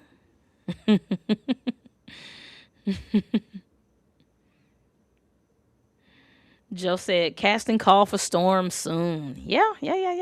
All right. That is the Storm news. Let's move on. All right. Now, let's contradict everything that I just said. Now, after we just got through talking about all these potential X-Men castings, I just want to say that we have heard that these X-Men are supposed to be younger. Kevin Feige has said that. However, every single scoop casting we're hearing has been older people. So allegedly, they're looking for unknown people, but all the rumored castings are from actors and actresses that we already know, and they all old. Older. When I hear young, I thought they was aiming for like 18, 19 years old people. Everybody that we're hearing is like 28 and older for casting rumors. So we just got to take all this X-Men stuff with a grain of salt. But let's talk about this article that the writer from X-Men is speaking on the development of the movie. Let's pull it up. So Lee Sung-jin opened up about the direction of Marvel's upcoming X-Men reboot. According to Lee, Kevin Feige wants to take a big swing with the X-Men and build something completely fresh. They're not trying to recreate the Fox movies or simply continue what came before. The goal appears to be creating a brand new vision for mutants inside of the MCU. Now, when I hear them saying they're wanting to take big swings, this can be really good or this can go really, really sideways. Honestly, if it was me doing the X-Men, I would play it safe. Just play it safe. I don't think Marvel right now is in the space to kind of be taking big swings with the X-Men. I would have kept it so plain, so easy, just like season 1 of X-Men 97. I think X-Men 97 gave y'all the blueprint on what an X-Men movie should be. It's like the blueprint. Taking big swings is either going to work out great or it's going to make people mad. So, I hope they are thinking about what they're doing. Marvel is apparently giving these creatives a ton of freedom to figure out what the next generation of X-Men should look like. But the article also said that Kevin Feige and Luis Esposito, executive producer over there, are very much involved in that writer's room.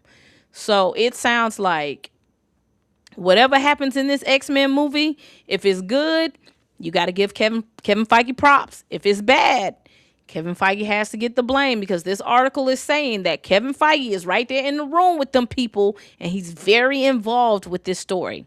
The writer also mentioned that the director, Jake Schreier, wants to tap into what made those classic Chris Claremont X-Men comics so special. And if y'all have read the books, then X-Men was never just about fighting villains and saving the world. They was about like relationships, conflict, friendships, rivalry, romance, messiness.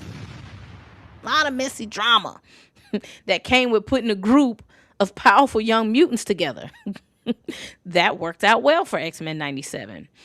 Another interesting thing that Lee revealed is that when they're developing this movie, they apparently have access to every X-Men mutant character possible. He said everybody is on the table. And they're currently right now throwing ideas around and exploring all types of combinations. To me, that's a sign that Marvel isn't interested in simply just giving us the teams that we've had before and that we've seen multiple times. It sounds like they are like really considering a new direction. And whatever that answer is, it sounds like Marvel, they're not trying to do another Fox X-Men. They trying to create the MCU X-Men, which sounds like it's going to be different. And if they get this right, we're talking about a franchise that can carry Marvel for 10 years. If they can get X-Men right, they're going to be smooth sailing. If they mess up this first X-Men movie, it's a little choppy. It's a little choppy. And I think right now, we're all expecting Jean, Cyclops, and Storm. But what if they don't go that route? What if their big swing is We finna do something completely different. We not going with the OGs who y'all like and love. I guess only time will tell. We just gotta see. We just gotta see. As Shattuck says, early Chris Claremont don't have them young and requires Storm in a central role, so I ain't buying that.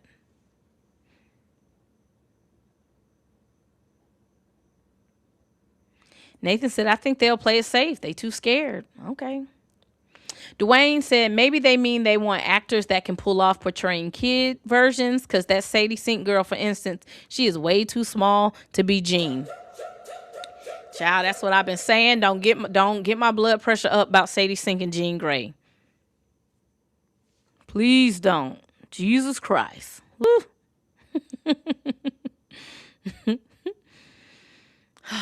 Y'all don't know. Ugh. I just don't like Sadie Sink playing Jean Grey. Why she couldn't be like Kitty Pryde? Why she gotta be Jean? Like,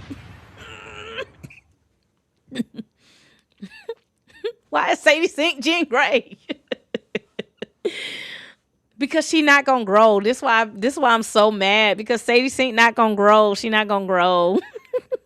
She gonna be 5'3" forever, just like me. We not growing. We're gonna have a short Jean Grey. I'm so upset. So mad about it. So mad. Nisha said, Tina, you don't want Sadie to be Jean. No. She's too small.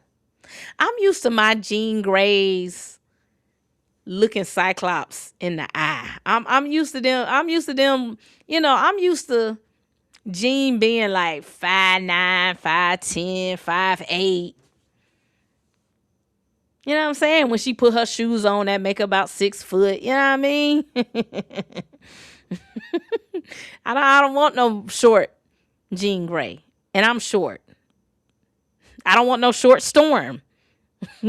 I want Storm to be at least, and this is the lowest I'll go, at least 5'6" or higher. Because if you 5'6", you can put some shoes on. You 5'9", you got a little height.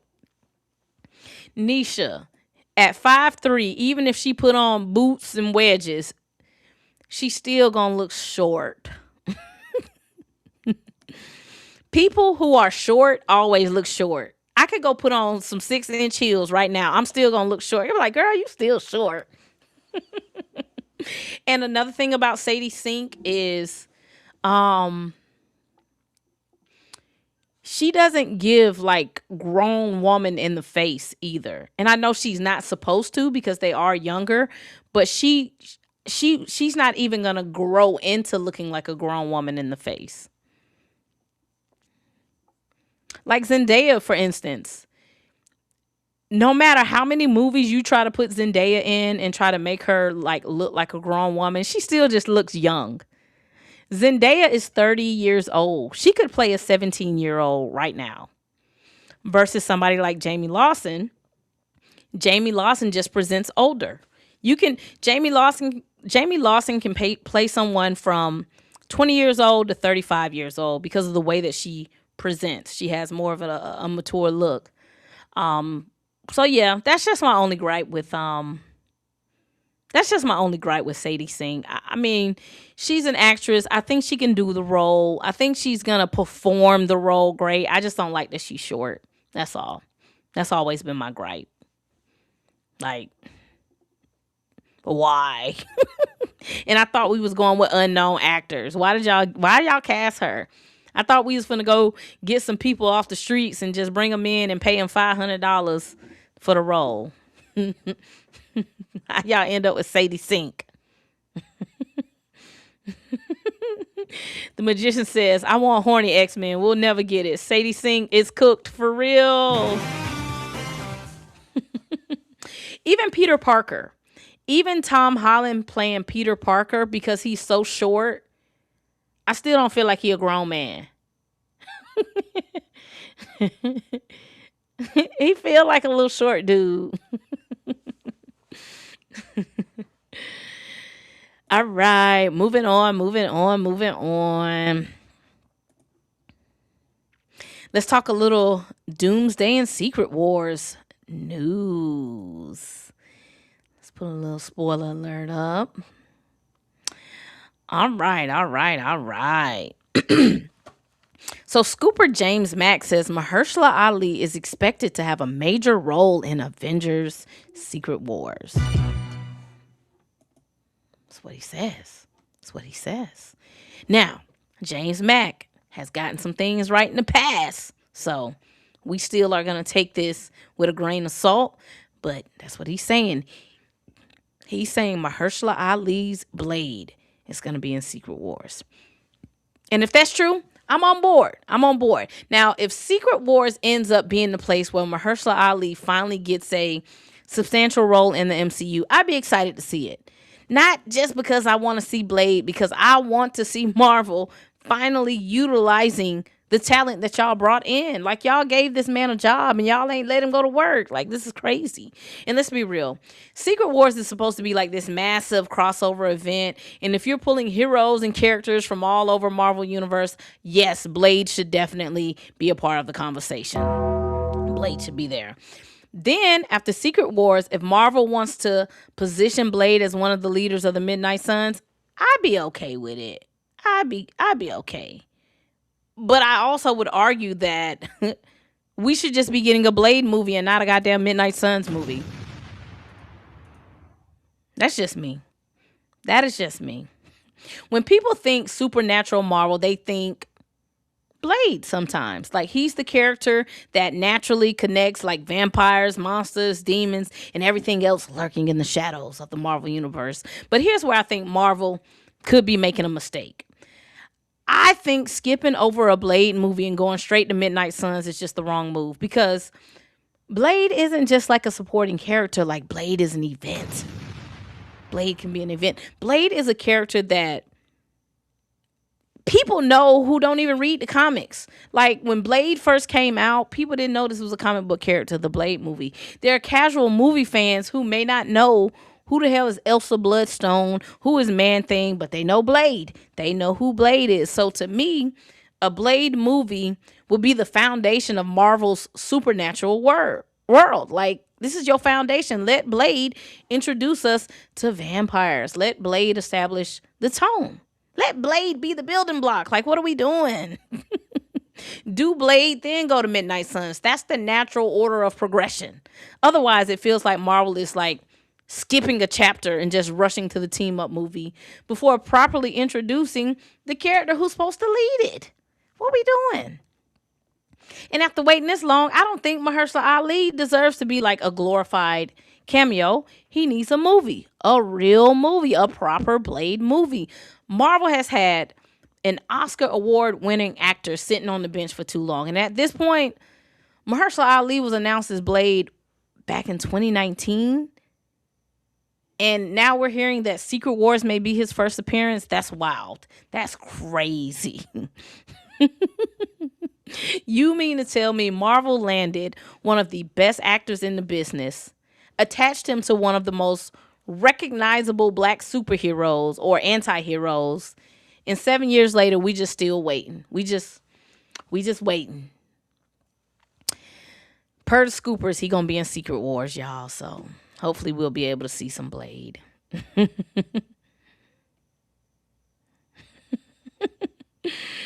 Nisha said, who child? Blade? My goodness. I hope they get Blade together. The Magician said, this Blade shit is a fever dream.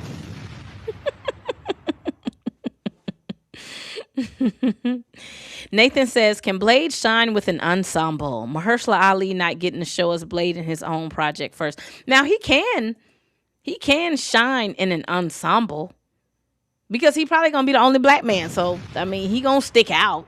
I think if he is in the Midnight Suns, he's gonna shine. And then people gonna be like, why the hell y'all ain't do a Blade movie? Because that's what happened when Marvel Zombies came out. When we saw Blade getting busy, we was like, why y'all ain't made no Blade movie? Y'all see what y'all could do with Blade and y'all just got him on the sideline? What y'all doing? Like, child, figure it out, Kevin Feige. Next up. So, the same scooper, James Mack, is reporting that Kamala Khan, a.k.a. Miss Marvel, will lead a group of heroes on a mission to find Wanda Maximoff in Secret Wars. Now, when I heard that, my ears immediately perked up because this lines up with rumors we've been hearing for some time now, for years. There's been whispers that Marvel wants to adapt the Children's Crusade storyline, which, for y'all that don't know, is centered around a search for Wanda after the events that's kind of left her missing. And honestly, if Marvel is pulling inspiration from the Children's Crusade, it makes sense, but it's like, why y'all doing this in Secret Wars? We've already seen Wanda disappear at the end of Multiverse of Madness. Marvel has intentionally left the door open for her return. They never really gave us a definite death scene. And if you watched enough comic book movies, you know what that means. If we don't see a dead body, they there. But my biggest question is, Wanda is going to come back in some fashion. The real question is Elizabeth Olsen available to come back? Because for y'all that don't know, Elizabeth Olsen is either 8 to 9 months pregnant or she done already had the goddamn baby. She far along. So Secret Wars is supposed to start filming in August. And if that's the case, it don't sound like she gearing up to spend months shooting this big ass movie with Marvel. Now, there's obviously ways to work around it. Marvel could keep her role small, and then they could bring her in for reshoots like later, like next summer. They probably gonna be doing reshoots again. We've seen Marvel do things like that before. So I'm not saying that Wanda won't be in Secret Wars. I'm just saying right now it seems like a logistical nightmare with her just having a baby. And then there's like the Vision Quest like angle.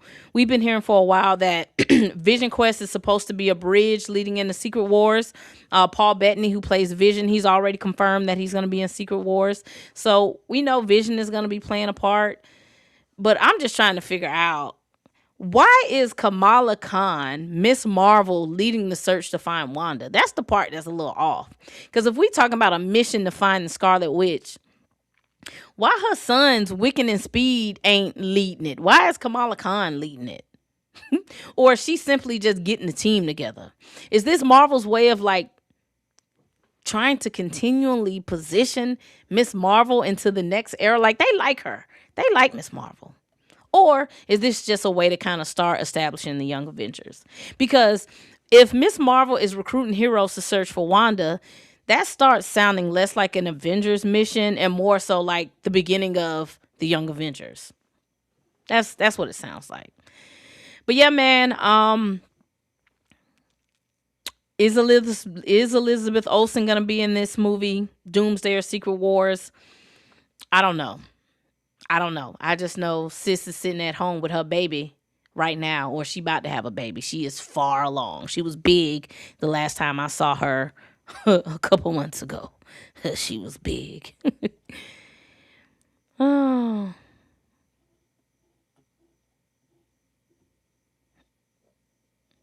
Lauren said, did you see Famke's comments? I did. I now think she's in the movie. I still stand by what she originally told me. I don't think she was originally in this movie. I think Marvel has gotten to her and has made something make sense because her tone has changed a little bit. She might be in it. Yeah. The magician said no. What did she say? Let me pull up what Famke said.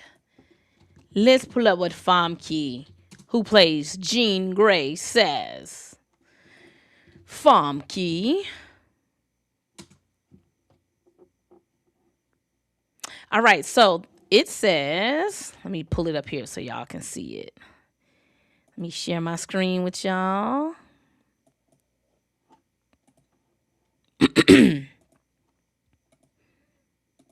Let's make this big so y'all can see it. Hold on.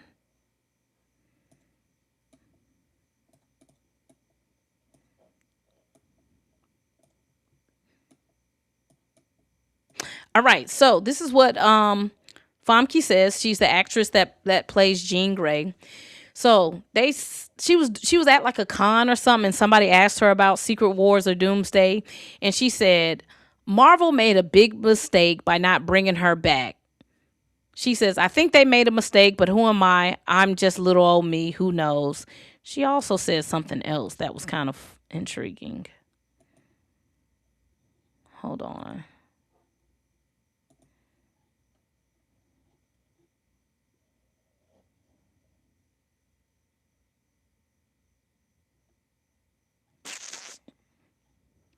She said something else, but I can't find it. She said something along the lines of they asked her was she coming back, and she said something like they made a mistake by not asking me to come back, but if I did come back, it would be like a phoenix of something. She said something that was kind of tricky, that was different from what she had been saying, because she had been saying like, no, I don't want to come back. I don't want to be like a cameo. If I want to come back, it's going to be something impactful. I don't want to come back for like a couple minutes. So what she's saying now is a little different than what she had been saying. So, Lauren said she would bring the Dark Phoenix out. Yeah, that's what she said. Something like that. Like, hey, I think it's dumb that they didn't call me back, but if I did come back, I would bring the Phoenix out. And I'm like, okay, this is a little different. She hadn't been speaking like this before. So Marvel probably saw the outrage where people is like, okay, where is Halle Berry Storm? Where is Jean Grey? Like, where are the women? And they probably was like, y'all chill. We're going to bring them back and reshoot. So we'll see.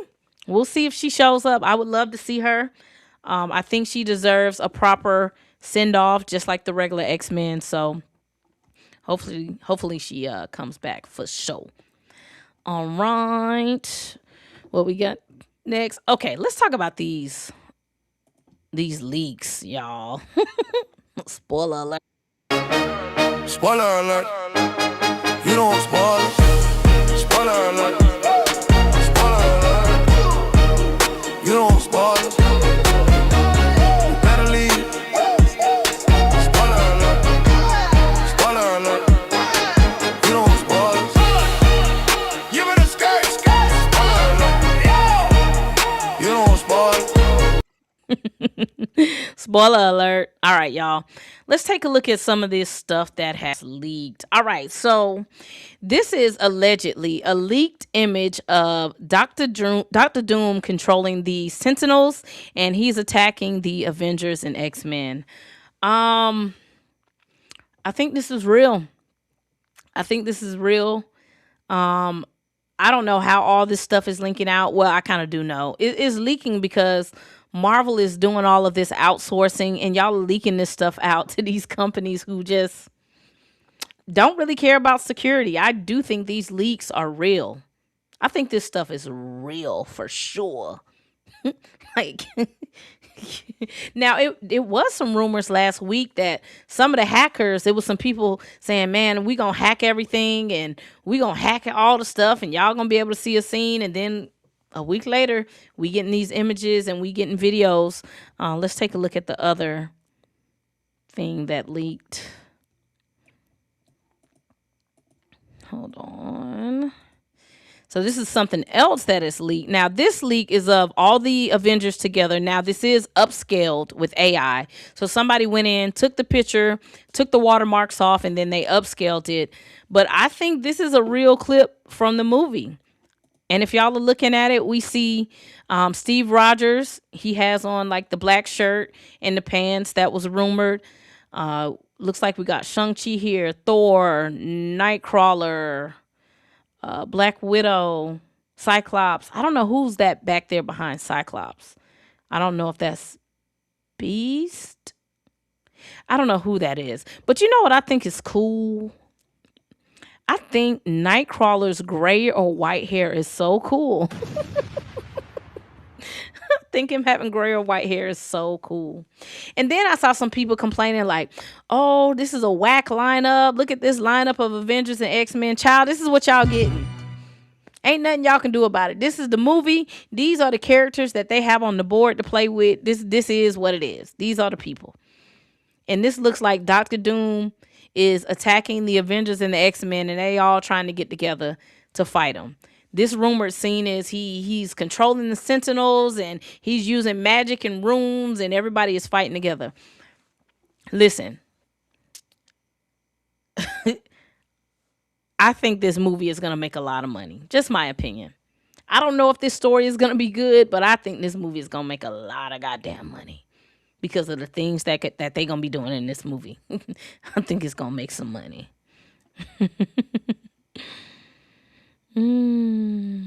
Throg said they're real indeed. Throg said this shit is real. Lauren said they doing it on purpose to build hype. I seen some people saying that, and that just don't make sense. I cannot see a movie studio sitting down with their marketing team saying, hey, let's just release this stuff. That is so counterproductive. It doesn't make sense to leak it on purpose. And the reason it don't make sense to leak it on purpose is the people who see these leaks, they're us. They the nerds. We going to watch it anyway. They need to get this movie out to the masses. And the average person ain't seeing this shit. They not seeing this. So I just don't think they would be leaking this stuff on purpose. The magician said, I'm sick of these motherfuckers. This look dry. Oh. JD Informant said Nightcrawler looked like he just woke up in the retirement home. Go easy on Nightcrawler. Nightcrawler gonna be getting busy. S. Jaddick said it's Gambit behind Cyclops. That's not Gambit behind Cyclops because Gambit is right here by Yelena Belova with the brown coat on. I don't know who is behind Cyclops. It's not Gambit because if we're going to the left, you got Cap, Nightcrawler, Yelena Belova, Gambit, Mystique, Cyclops. I don't know who that is back there.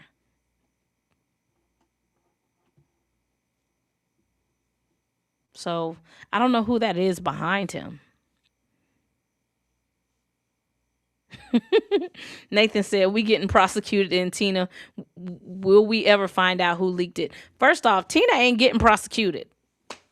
I didn't leak it. I'm just reporting on it. Don't come after me. I ain't got but 6,000 subscribers. You know what I'm saying? I'm a small channel. Throg said Beast. I think it's Beast too. Who else could it be if it's not Beast? Let's see if we can make this bigger.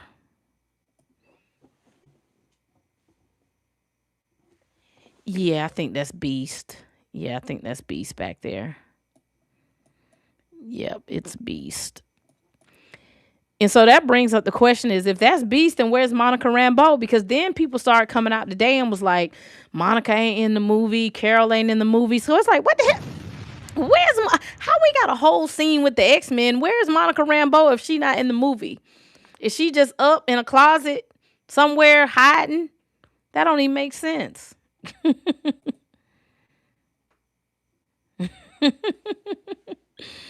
That don't even make sense. All right. Let's see. We got the last topic and then we're going to get up out of here. It's 11 p.m. Let's hit this last topic. Lauren says she with her mama getting her nails done. She's somewhere. All right. All right, so it looks like Marvel knows exactly what's at stake with Avengers Doomsday. So in a recent interview, Robert Downey Jr. addressed the pressure surrounding the film and basically said that Marvel is fully aware of what fans are expecting. They're expecting something on the level of Endgame and Infinity War. And according to RDJ, the team has worked incredibly hard to make Doomsday not be a disappointment. And they believe that they've landed on something special. He even said that Marvel is trying to earn the trust and respect of the fans all over again. Now, I gotta be honest. That's what we want to hear as Marvel fans, but we got to see if y'all can pull it off. You know, we got to see. Okay, we got to see. This is Marvel's opportunity to prove that the Avengers brand still means something. And let's not forget, you know, they're bringing back RDJ, which I don't like. I'm so over these old characters. Ugh. They're bringing RDJ back as Doctor Doom, and that is a big swing. That's big. That's different. Marvel could have easily played it safe and brought RDJ back as Iron Man, which is what I thought they should have done. Just bring him back as a variant, making him Dr. Doom. I don't like it, but you better believe I will be there. What's also interesting is that Joe Russo said that Doomsday is potentially the most emotionally complex Avengers movie that they've ever done. Emotionally complex.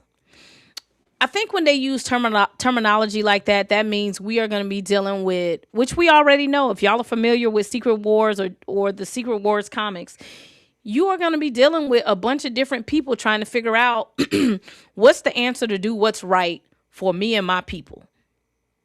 All right, you got Namor.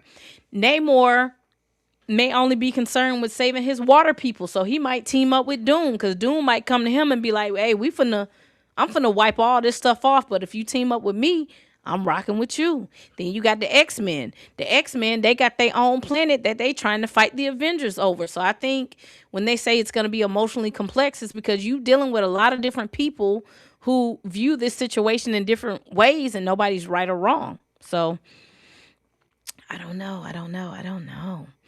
But we'll see. Hopefully this movie turns out good. I'm going to give RDJ a chance to be Dr. Doom, even though he's not my first choice. But, we'll see. The magician said he's cooked, guys. S. Jaddick said, look, you got your precious Shuri black girl quota filled. Hold up. Let me go ahead and get you together.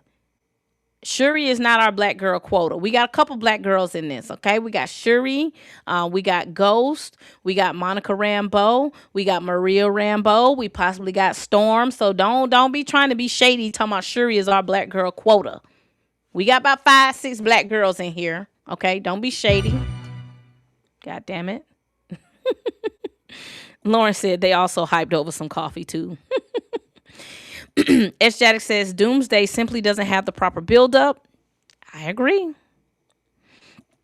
Throg said, who was your preferred actor for Doom? I don't damn know. I had about 6 people they could have picked from.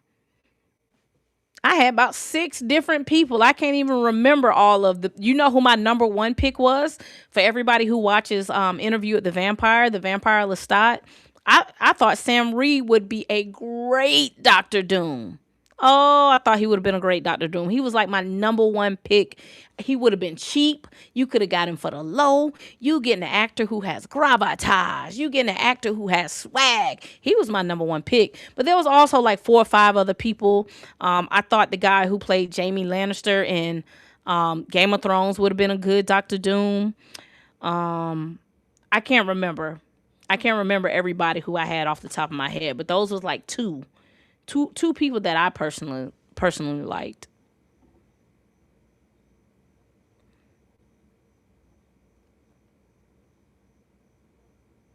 Billy is waiting said, I would laugh if Namor ended up betraying everybody. He is.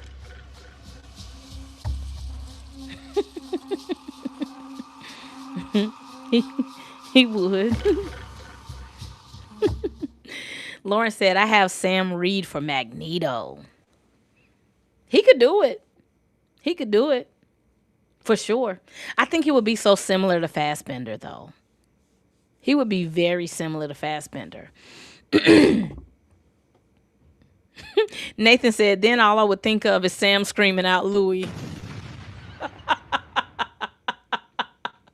He would have been a good Doom, though. He could play stoic. He could play swag. He could play leader. I think he would have been a good Doom.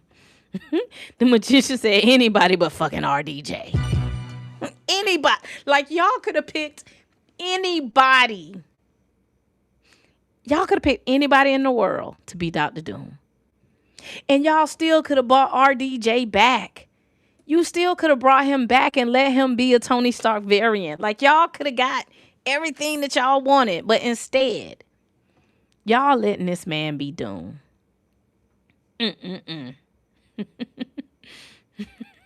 Lauren said Bo would approve of Sam Reed. He would. I told Bo to watch Interview with the Vampire. He loves it. I put Bo on. Like, Bo, you need to go watch this. That's all I got, y'all. That's all I got.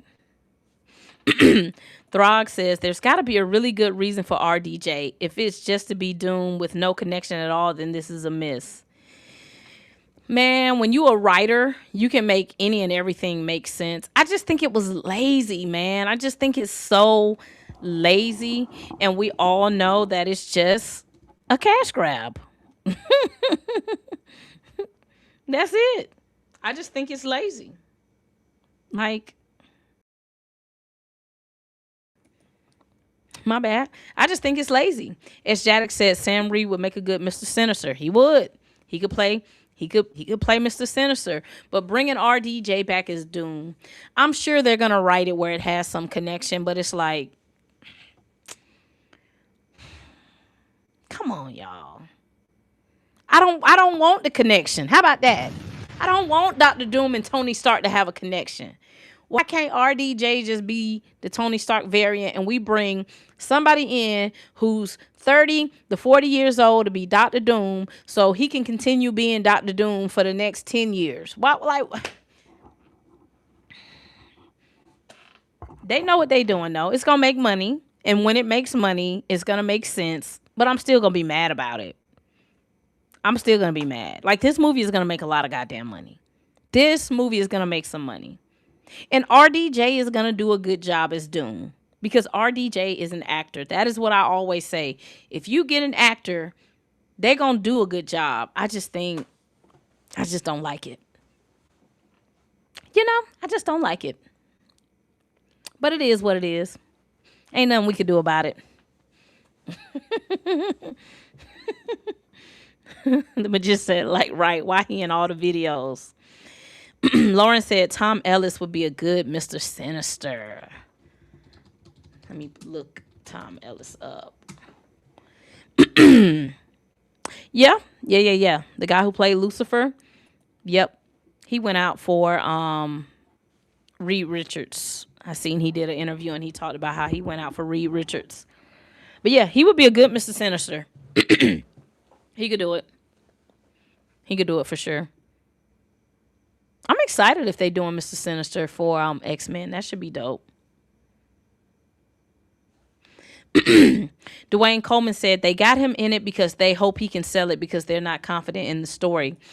You could bring RDJ in, but let him be Iron Man, and that still could be a selling point. Like, you just ain't have to make him Dr. Doom. That's my thing. You could still bring RDJ in and let him sell this movie, just not Dr. Doom.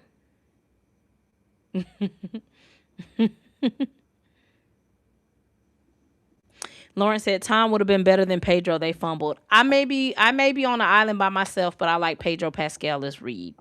I like him. I like him as Reed. I do. I like him. I think he plays Reed in a different way than anybody else would have played him.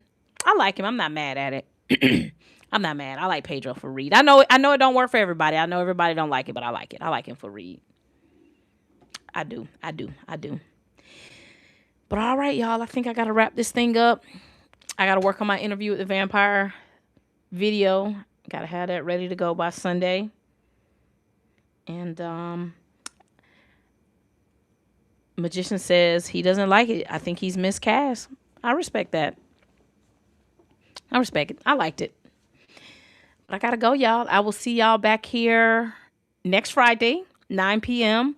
Supergirl will be out. We'll talk about that a little bit.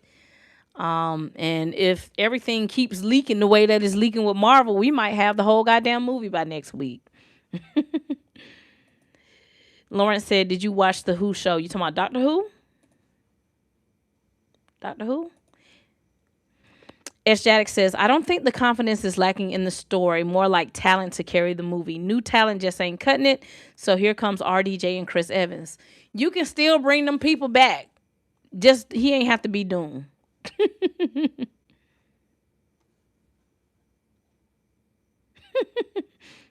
You could have still brought Chris Evans back. You could have still brought RDJ back. Just like Chris Evans is still playing, what's his character name? I don't went blank. What the hell, Captain America name? He's still playing Steve Rogers. You could have still brought RDJ in to be Doom. I don't want them to do the RDJ Doom Tony Stark connection. I just Lawrence said, "Oh yeah. Lawrence, I've seen 6 of the 7 episodes. I've seen the whole show for the most part. Haven't seen the finale. AMC let me get the first 6 episodes, so I've seen most of it.